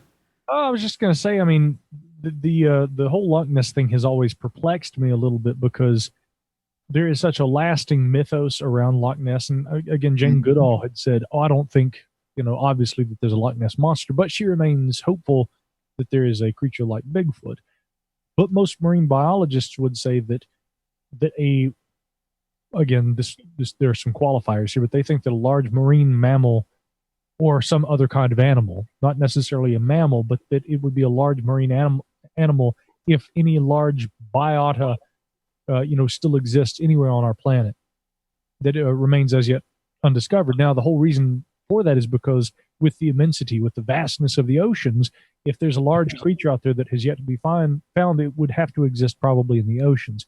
Loch Ness is a big lake, but it's nonetheless landlocked. It is a lake, and it's not exactly, in terms of the climate or anything else, a really habitable environment. It's pretty cool. It's very, I don't know. I mean, there would be probably a lot of food there because you've got sturgeon, you've got all kinds of fish, seals, things like that. It's not impossible that an animal could live in Loch Ness, but the idea that one could live in Loch Ness exclusive to other parts of the world, and it be something like one of these so-called, sea monsters that you hear about, which we've heard about for thousands of years. And I think it's fair to say thousands of years, because if you go back to ancient times, we have similar things like the so-called dragon on the Ishtar Gate.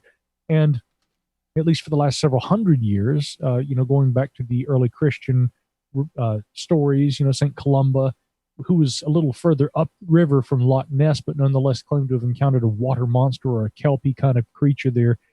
Columba back in the early, 400 or 500s, maybe it was a little later than that, but 1492 Columbus sailed the ocean blue, bitch.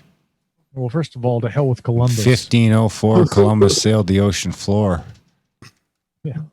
Well, actually, I think he just died. I mean, yeah. So as far as the Loch Ness monster, I don't know. I'm all in on sea serpents. But what do you think of that picture, though? I bet you are. The picture, it's like a lot of these pictures. I mean, they're all blurry. You can't make anything out. It's blurry. It looks pretty good, though. It does look pretty good. For a Loch Ness picture, you got to admit, it looks pretty good. Is nobody calling in? Let's call somebody. It looks like a sock puppet, popping out of the water. That's a fair assessment. It's with any cryptid, though. Like, all we have is blurry pictures and a ton of anecdotal evidence. Like, Is James Cruz popping the picture up? He's doing a terrible job at it. Oh, Jesus Christ. What the hell am I looking at here? Get that off of there. You're going to get us a strike. Get that the fuck off of there. No, it's Cthulhu's. Oh, okay. Well, it's an algo. It's an algo. Get it off of there. What does it matter? We're going to get algos. Really? Yeah. Is there any other YouTube video?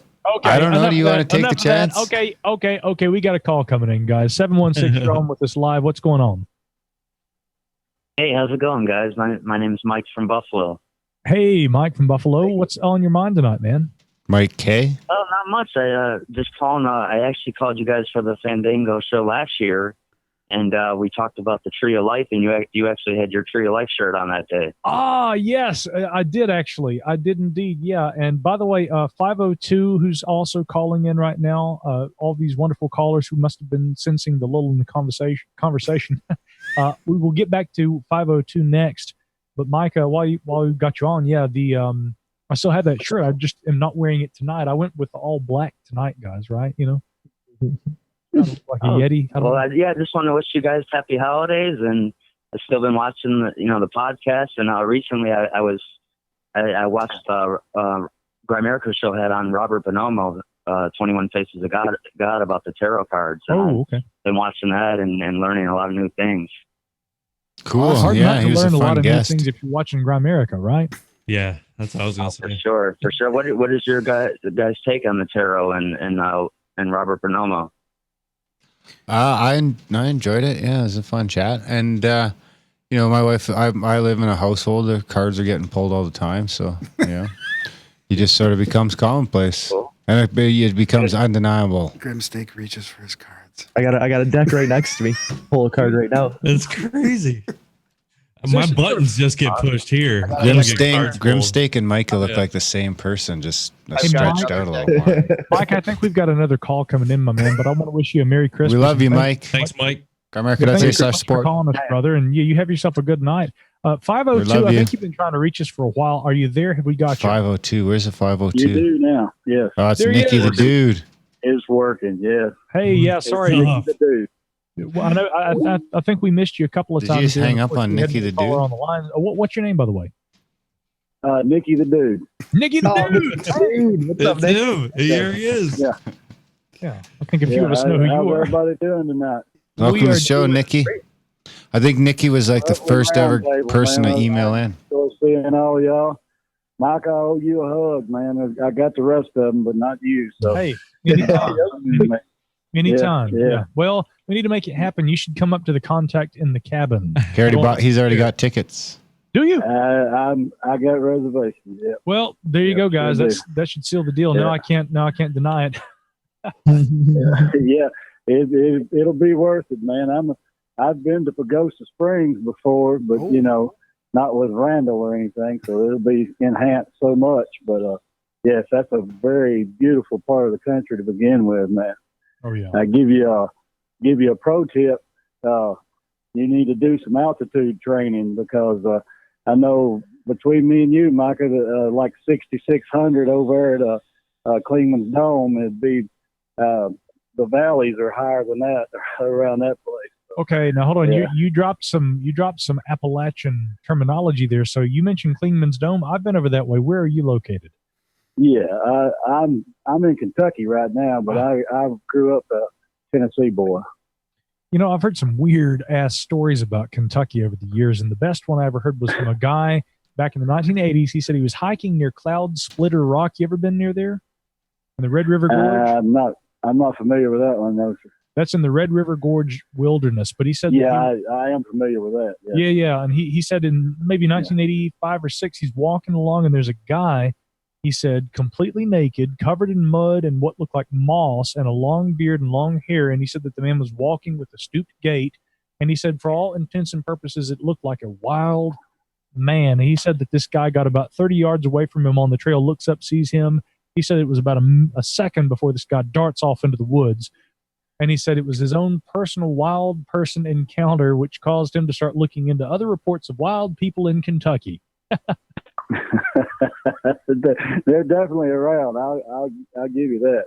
You can find wild people. That's my neighbor. Don't you talk about my neighbor like that, James Cruz. Hey, Nicky, do you think we have to altitude train coming from Calgary, or? I guarantee you. Well, Nicky, just a coffee enema. Nicky, yeah, Nicky. Maybe if we go ahead. Do we have to altitude train coming from Calgary? About 3,200 feet elevation. Oh yeah, definitely. Silverton, I bet you Randall won't go there. It's an old mining town, and the town sits above 10,000 feet. So, yeah, I got the old stitch in the side from walking a block that I hadn't had in years when I was up there. So it was, it's a different experience. So 3,000 feet's nothing. Yeah. Yeah. What is that? We are 3,000. Yeah. Is that all? Yeah. Yeah. Shit. It's great. Hey, I was listening to y'all's the first guy, the hacker guy y'all were doing earlier tonight. Yep. Yeah. Remember we lost Burt Reynolds this year, man. And when he was in 1982, I was living in Texas, and Burt came on the Carson show, and he gave out an AT&T phone card, and because he made a settlement with one like the Inquirer or one of the rags, and they were to pay his phone bill for the month of December that year. Wow. Man, we used it for hours around Christmas. No shit. I mean, it always went through. I'm old enough. I don't know if y'all remember credit cards that had like a number on it. You had to type in on a phone to call long distance. You know. Yes. Analog, baby. Yeah. Yeah. It was, but we used the fire out of it that year. It's cool, but you know, that's what it made me think of when Darren was talking about the urban legend hacking and stuff. It was definitely. I didn't see the thing, but I got the number from someone. That's so, hilarious. Hey, it worked out great. That's an interesting idea. Urban legend hacking. Yeah.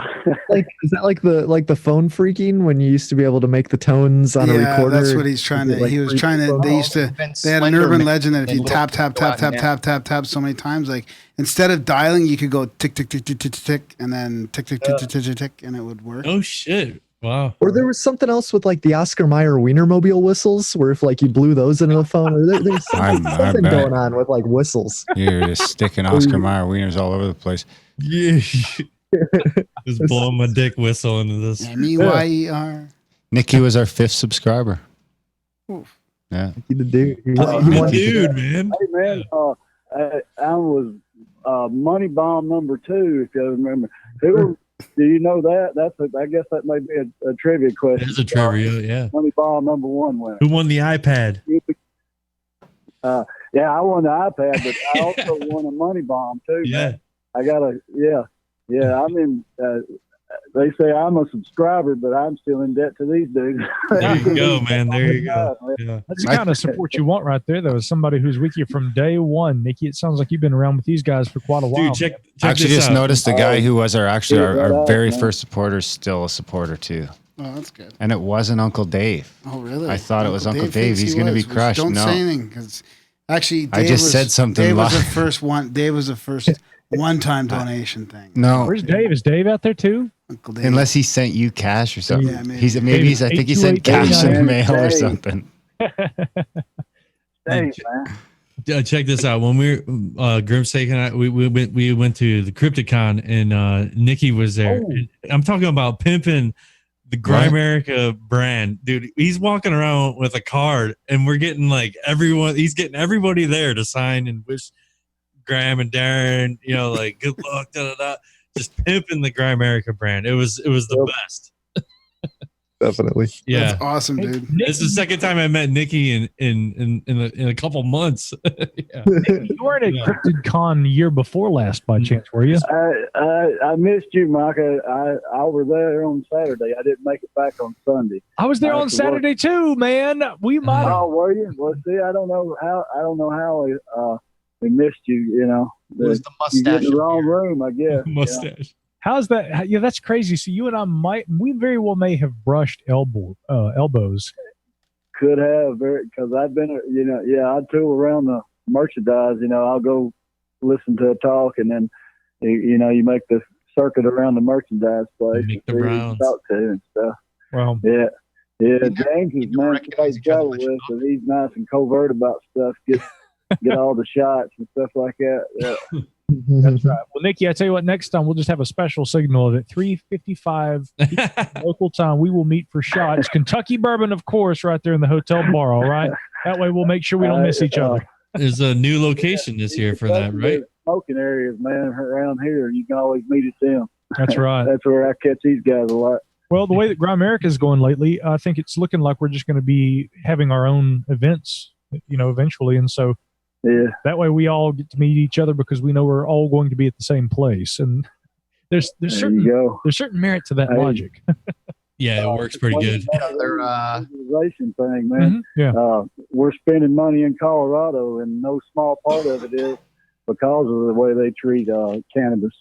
I think that's something that's my own personal opinion. I'm not trying to put words in anybody's mouth. What in the fuck? Hey, Nikki, real quick. There's few of us feel that way. I do shoot for cannabis-friendly locales. But the Bryce Canyon one, I don't know if we could pull it off, but we'll see. We do try to shoot for cannabis-friendly locations whenever possible. Yeah. Well, I think and Nikki, if I understand what you're talking about, you mean, we go ahead and we legalize it, and you stimulate that economy in that state by making it something that people can legally purchase, and thereby not only is the stigma removed, but people can go and purchase it, and therefore more people probably do, and it actually benefits the economy, right? Yes, sir. Totally. I completely agree. My $3 to travel there. Yeah. No doubt. I mean, I made that trek to Oregon. I mean, just a destination. It was amazing. I couldn't believe walking just in a bodega, just be like, yeah, I'll take a couple of those. And it was totally, yeah. Everybody was little stashes that Adam would walk up and here, look at this. Yeah. Everybody have their own little handful there. Handfuls of shit. James Cruz was fucking greened out on the beach within like 15 minutes. Yeah. Oh my. We had two motherfuckers greened out, one in the beach and one in the front seat of the van. I'm like, hey, bro, I got to take a knee. on this beach right now. Knees are you were great, though. You stared into the ocean for a half an hour. Oh, it was an epic time, dude. I had such a good time. I mean, I was just... I was in the zone the entire time. Grim's gonna cry. 3 days I was there for sure. I had such a good time though. Old man Kelsey's ocean is large, man. No doubt. Well, I had the pleasure of visiting Canada twice this year. And on one of those occasions, I found myself on an island where some folks had some delicious green substance. And it was a changing, a spiritual experience for me. I'll say that. I ended up later climbing a mountain, and I ended up in a strange, windy town in search of a water beast. So it must have had quite an effect. Sounds about right. Yeah, exactly. It wasn't the Loch Ness Monster. Sorry. It's an additive to, especially the earthy soaking the surroundings, I mean, there's something to it. I think I think everybody here would venture. You have cannabinoid receptors throughout your body, in your skin, on your organs, everywhere. So to think that some people aren't going to have deficiencies or have different reactions, it's the old, you're made of drugs. These things you're ingesting are just changing the way your body interfaces. Some people get a runner's high. They get cannabinoid drops. Some people get adrenaline. There's all these natural chemicals. There's DMT drops that happen in the brain. That's highly psychedelic. So what is all that? These substances are just facilitating other realms of consciousness that we can do naturally, but it's kind of like, a cheat. Right. And it seems to affect different people differently, like you're kind of talking about there. By the way, it stops epilepsy in some people. Flat out stops epilepsy. So are you talking specifically about stops annoyingness in some people too? I'll talk about everything, but specifically marijuana. Now you can take and go to like cluster headaches. There's some people that get severe cluster headache unless they do mushrooms. Some people will microdose, or some people do mushrooms every 6 months. Mm-hmm. Their cluster headaches go away forever. So you have somebody that goes through a debilitating problem that will take them out for days or weeks in excruciating pain. There was a great documentary on Drugs Inc. on a guy who suffered from this. Mm-hmm. And so when you see that kind of transformation, you go, what's going on in society where you're going to make somebody suffer in that state from a substance whose LDL is so low that it has no effect, that people have spiritual events on, and has all these, especially now, look at science, there's all these benefits. There's hey, Nick, hold on the line, by the way, because we've got another call coming in from 206. So stay on there if you will. Fuck. I just want to make sure that we get, I want to try and get to as many of these calls as we can. 206, you're on the line. Nikki, I think's on hold. Have we got you on? Oh, by the way, listen. First time, long time, bitch. Yeah, you may want to pot down the audio on the player in the background on YouTube. Typical. That'll help you hear us a little better. Turn the radio down. So sorry, 206. You're live with us. How's it going? First time, long time. Hey. What's your name and where you calling from? Well, this is Cyrus. Cyrus. There's another one. That's not a first time or a long time. That is a friend. Just talking about him greening out in a van. Yeah. Cyrus, what's on your mind, my man? What's going on? He was the other guy who greened out. We've got both the green outs in the same. Both of us. Being Santa's little helper. Oh, yeah. Oh, yeah, you're like an elf. Cyrus. If you grew a beard, you could pull off So you Santa. have- Sorry, Darren. Go ahead there, buddy. If you grow a beard, you could pull off Santa. You could. Yeah, I know. I can't. I wish UPS would let me grow one. I'd be rocking that. What? UPS won't let you grow a beard? What the fuck? What Oh, in the you can fuck? only have a mustache, man. Do you have green? Wait a One of sec, those wait a here. sec, wait a sec, wait a sec. And Does that apply across? Hey, Does that Cyrus, look. does that rule apply across the board? It's as much as I get for Christmas, I guess. I think you'd be okay, Micah. Is that rule across the board, Here's the Cyrus? thing, I was torn apart when Adam shaved his beard at the. Yes. Oh, right. I forgot about that. Whoa, I missed. Oh, yeah, I did miss that. And Cyrus, you'd been in touch with me about that. And I, like a fool, didn't come up there. Although I think I had to go to Canada. When Grimerica comes to America, the same weekends that they're here, You go there. Yeah. I'm always up in Canada giving a talk at some event. And so they're like, look, okay, fuck, we're going to do it for 3 weeks. And now you have no excuse. So, yeah. Justin, you're looking good, dude. That beard, man. Oh, hey, thanks, bud. Oh, Justin's here. Oh my God. Yeah. Holy The shit. other money Justin ball winner. Zayas. The 14 mind himself, Sir Justin Sellers. There you go. Yeah. That's close enough. I like it. What's up, gentlemen? How we doing? How's it going, bud? We're just doing a Good to see you, podcast. bud. Cyrus, you sound amazing, by the way. Wow, but it seems the later we go, the more people are getting involved. So this is I've actually been here for like 40 minutes. You guys just couldn't stop talking. I couldn't get into you guys. We that seen sounds you. like a conversation. We- between Ryan. We knew you were here. Definitely not PayPal now. Oh, yeah. You guys saw that? Yeah. Hey, Snake. Yo. What?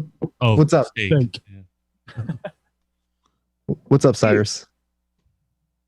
Hey. What's up? The next contact, right? Maybe. Maybe. God damn it. You did that to me last time, man. No, we're gonna make sure he's there. And I called you out as a douchebag on No Agenda too. So you need to fix that. I just want to say everybody here You except for Micah in Steak was at the cabin. So no pressure, Steak. No pressure. Grim, did you really call him out as a douchebag on No Agenda? Yeah, it was necessary. I threw in a donation, and Cyrus he just had it coming. Nobody's ever douchebagged me, but you know why? Because I have actually donated to No Agenda. There you go. Yep. Douchebag I anyway. gotta- They won't know. Yeah. They won't realize I until gotta it's figure too out late. How to get my money back on, because apparently my PayPal account's been locked off and I can't get on it. I can't talk to anybody about getting it turned back on. And I thought I was donating to Grimerica, and I don't know. You if I've support us on Patreon. done it more than once, twice, 3 times. I have no fucking idea. I tried to log in and my account's locked off. You're not on. Probably You're 'cause on all- Patreon. No, I no, think. he's talking about his. Yeah, he's talking about his. It's all that alt right stuff you're spewing all day on Twitter. Yeah, that's what it is. You're too alt right. You do get a little out of hand. Stop on- trolling on Twitter, then they'd let you go. Or just donate through Stripe. Let me see here. No, yeah, you're. Oh, yeah. No, you're out. Right. Yeah. We have our chief economist looking at this right now for us, Cyrus. Stay on the line. We're looking into it. We're looking into it as we speak. This is Grimerica Tech Talk Is this on the Gralien Report. the first episode out of the new studio? Yeah, you haven't paid since March. No, we're still at Brody's. You son of a Oh, you guys bitch. are looking Okay. for a new studio too, huh? Oh, we got found one. We get. I get the They keys got one. tomorrow. I'm thinking about moving too. Yeah, the bunker has been wonderful for me for years, but let's just say that the cave mold creep has become cumbersome. You should get those like. Black You should mold get is those getting like there. wet Well, man, I wet mean, look at this wipes whole for wall that. behind me. I mean, it's like it's really getting out of hand. So, You remember my old Roswell papers? You had the whole, yeah. Well, they're still there, but the black I was going to paint it mold, black, but I just let it fill in. The black mold filled it over. yeah, they've completely coated them. They're still right there, but that's what's going on. So, so yeah, I got to get out of the cave. The bunker may turn into the, I don't know. We'll have to come up with a new name. I haven't got anything cool like an igloo to broadcast from. Silo. You could be like, silo maybe, huh? Or the shack, the Unabomber shack. You should be always like mobile, like you're like in a private jet. Like, hey, Cyrus. Oh, hang on. No, you're good actually. Somebody from 443 was trying to call in. I was going to say, and here's the thing: if you can hang on the line when we take one of those calls, it usually will just put you on hold, and you're welcome to call back in too. But if we get a call here from that 443 number again, I'd like to try and get to those other calls, but I just don't want to let go of you. Yeah. Go ahead. I had to kick my son off the Xbox so I can turn YouTube on the big screen. Nice. Yeah, that's right. You got to stream it live on the big screen. You got your priorities right. Yeah. So, but if we get that call again, I'll let you know. Otherwise, just hang with us and everything. We always like to hear from you. Although, again, I think we do got to get you up there. You are going to contact in the cabin, right? By hook or by crook. It's a bucket list thing for me. I got to talk to Randall face to face. Actually, what you're saying is you're probably going to go, but only if Grim State goes. Okay, I got it. Just to clarify, it's contact at the cabin. Contact in the cabin's a completely different. You got to give a calf shot. It's like completely different type of weekend. They gave me $20. The weekend paid $20 for the contact calf in shot. the cabin. I got a later pick. They want it live. I'm glad we cleared that up. Practice Come on, I haven't been working out. it's too late. They donated.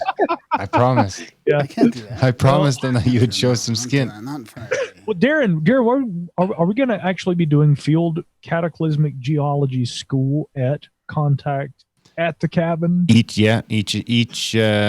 group is guaranteed at least one tour to site, doing research with Randall and learning, and guaranteed a presentation with Randall. There'll be a live podcast, and there'll be a lot of fireside chatting.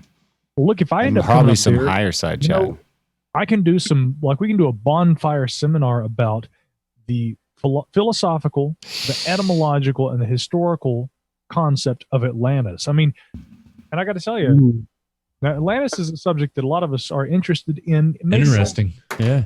Yeah, but I got to tell you, I mean, I've read everything from skeptical works by L Sprague de Camp to I even bought Gavin. What's his name? Gavin Menzies' book. The guy who wrote the book about the Chinese explorers making it to the New World prior to Columbus. He wrote a book about Atlantis, and his whole premise is that the Santorini Island explosion was the basis of the idea. My contention is, and I actually tell you the truth, there's a book by Ian Driscoll that was co-authored by another fellow, which maybe I think comes closest to there being any kind of historicity to Atlantis, which is that there was a cosmological origin myth in Egypt that people like Solon, the statesman from Greece who traveled to Egypt and who was referenced in Timaeus and Critias that Plato later wrote about. Again, I think that those were allegories. Everything Plato wrote was an allegory. Why the hell wouldn't those documents have been allegories too? But the interesting thing is that there is the mention of a historical individual, Solon, that's made in those treatises by Plato. And so the interesting thing is that there were later Platonic scholars who followed in the footsteps of Plato, some of his students and some of his students' who actually advocated the idea that there may have been some basis in historical fact, whether or not that meant that there was a lost continent. In other words, that maybe Solon did travel to Egypt. Maybe he did speak to this ancient priest, Sonkis of Sais, as we know him from the Timaeus document. And interestingly, when I was having dinner with Randall Carlson a couple of months ago, I said, what do you think about Sonkis of Sais? He says, no, who? But we get back to his house, and Randall pulls open. He says, well, Michael, you asked me about Atlantis. And so he pulls up his big speech that he gives about that, and he's showing us the PowerPoint and everything. He's going into the Azores, the geology of the Azores, the idea that 12,000 some years ago, when the actual recession of the seawater as a result of the glaciation, how much of the Azores would have been above ground, but also as a result of stress placed on the mid-Atlantic rift because of the accumulation of ice around the poles, that even more of this actual area, which is still above waters today, the Azores Islands, which are owned by Portugal, even more of that would have been above the sea level at that time. And this, again, is an idea going all the way back to Ignatius Donnelly, who's mostly wrong about all of his Atlantis stuff. But anyway, interestingly, we were talking about this with Randall, and he says, by the way, Micah, hold on really quickly. What was the name of that priest again? And I said it was Sonkius of Sais, and so he adds it to his document. And I thought, I now have the renown of being able to say, yeah, it was like the baby who punches until he finally breaks off a little flake of the brick wall. But I was like, Randall Carlson updated one of his PowerPoint presentations because of something I said. The point is, again, the idea that there's a historical component to all that may not have to do with a lost continent at all. It may have to do with a cosmological tradition that the Egyptians talked about, which maybe Solon was actually shown, and which Eve Raymond was the archaeologist who first talked about this in her book, The Origins of the Egyptian Temple at at Edfu was the temple at Edfu. So, but the problem is that temple was built well after Plato wrote about Atlantis, if memory serves. So the idea would be that if that is the case, the cosmological tradition represented at that temple may have existed for centuries, but was incorporated into a structure after Plato wrote about it, but that it had been something that Solon, centuries before Plato wrote about it, might have known about. That doesn't prove that there was a lost continent. All it says is that there might be an origin myth that the idea was at least based on and that Plato might have borrowed from. But anyway, might be something interesting to get into up there at the Contact at the Cabin. So you're coming then? So long, and thanks for all the fish. Not so many words, yeah. And I'd like to put out a request to anybody driving that you bring a guitar, some musical instruments. Yeah. One of the funnest things we've had at a conference was sitting around in a lobby with Mike and a bunch of other people singing around a guitar with a couple of people jamming out. And I know Darren likes to play, you like to play, and that stuff doesn't go well on planes. So I got to say, we've got about $40 in super chats here. All to see to get a live shot of Graham's calves. He's resisting. I thought maybe you guys could help me egg him on a little bit here. We got another one here. He just sent another 20. Said, "Come on, Graham, I love you." Hashtag no homo. Hey, Graham, I'll give you show all the of my calves. scrolls if you show some calves. Oh, scrolls. He's putting up the scrolls. You talk D&D. Yeah, he's getting up.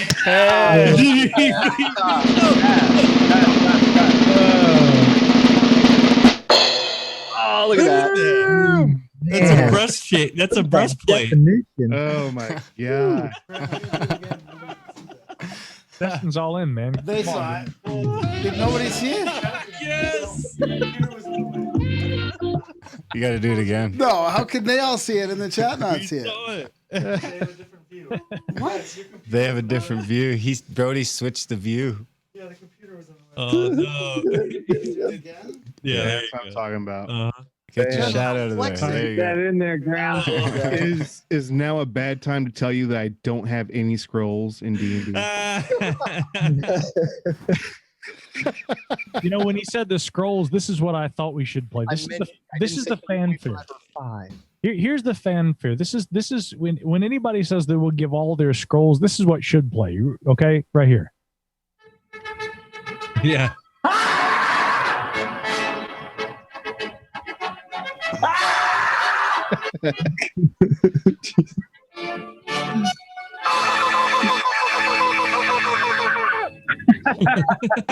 Okay, there we go. We had the new moon, dark sky, which is great. Okay, what's up for? Had a plan camping, pitched our tent, went back there for the night. Crystal clear. Darkest night. We had a request. Started to read that meditation, did the singing bowl, and that shit starts happening. Pow, pow, pow. We started seeing flash bulbs. Streakers coming down. Graham Dunlop. Alright, that's good He enough. said he'd start. Graham Dunlop. Grandma always gets triggered when his name gets said. Oh, yeah, he hates that part. Full name, fucking. It's so funny because I'm just like, hey, could you say your whole name for me? He's like, Graham Dunlop. Maybe we'll ask him to France. How'd they get my name? Fuck, guys, I almost hate to do this, so we're going to have to start wrapping it up. Yeah, we got an interview in like 8 minutes, 10 minutes. Oh, you got an interview tonight? Yeah. Wow. Okay, I will give a bonus after Micah's done doing his fireside talk about Atlantis, I'll give a presentation on Sasquatch's genitalia. There we go. Done. Sold. Yeah. We're talking cack at cack. Yeah, I'll give a fireside chat about Sasquatch's. I have some questions. Is he fluid? We'll find out. You have to come to CAC to find out, man. All right. Well, you guys keep doing this, and we can go. You Yeah. guys can stay going. So we'll. It's we'll not see our you guys Zoom, so later you on. guys keep going. We'll release your version. Okay, that's. Are you going to come back after your interview? If you're still here, No. If you're still here, I'll be fucking impressed. Yeah. Who's running the stream? Yeah, the stream's gonna die. That's what's gonna happen. What stream? But Right. we may as well just wrap it up, guys. I mean, I agree. Yeah, I think we're I at think 3 hours. Yeah, we've nailed it. Well, I'm glad I got to join a smidge. another successful. This I'll is tell you- beautiful.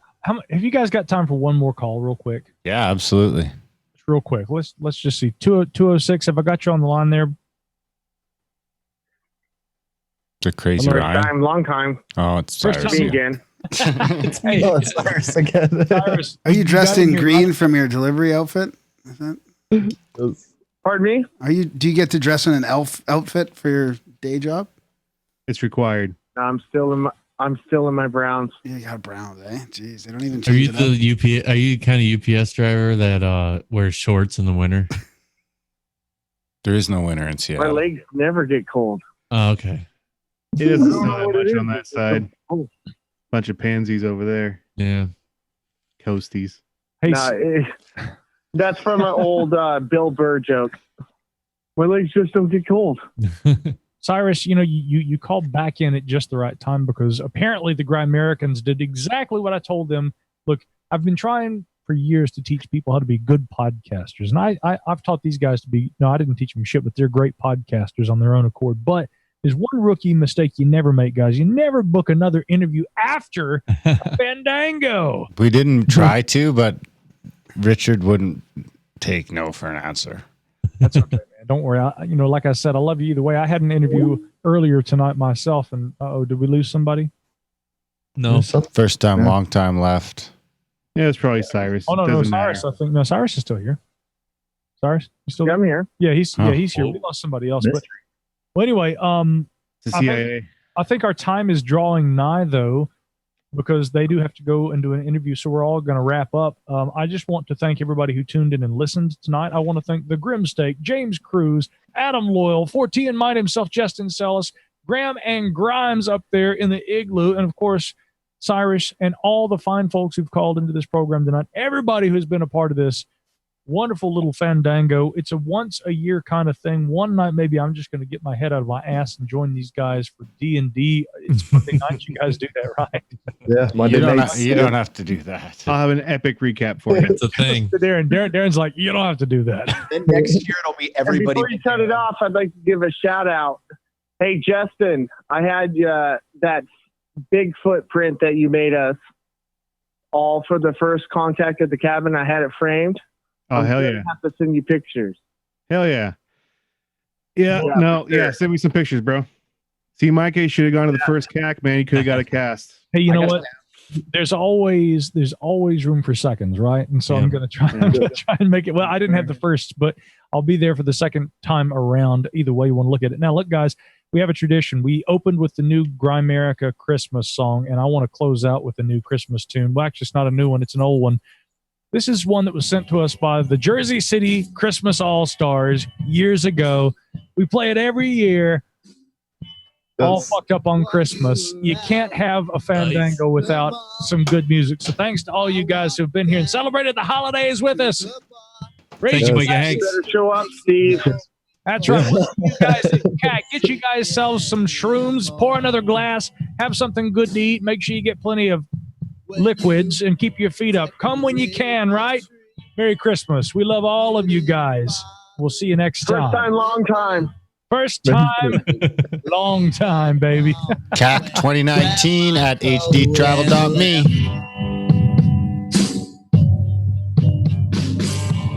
Now you wanna be with the one you love. And I don't think that I fit that glove. So when you hang the mistletoe, there's one thing I want you to know. I'm sorry that I'm all fucked up on Christmas. All right. Excellent, guys. Oh, that was fun. Oh, yeah. Good show. Another fun one. Oh shit! Sorry. There we go. Yeah, I just popped on because I was trying to get ahead of the game on catching all your guys' fucking podcasts At one time. I'm just doing it all at once, man. Yeah, it's so much easier this way. Justin, I don't think we've ever actually had the chance to video chat yet, man. No, sir. Actually, I believe the last time Okay, we guys, we corresponded love was you. Fandango 2 years ago. Yeah, we did talk, but yeah, I've never gotten to see briefly. Was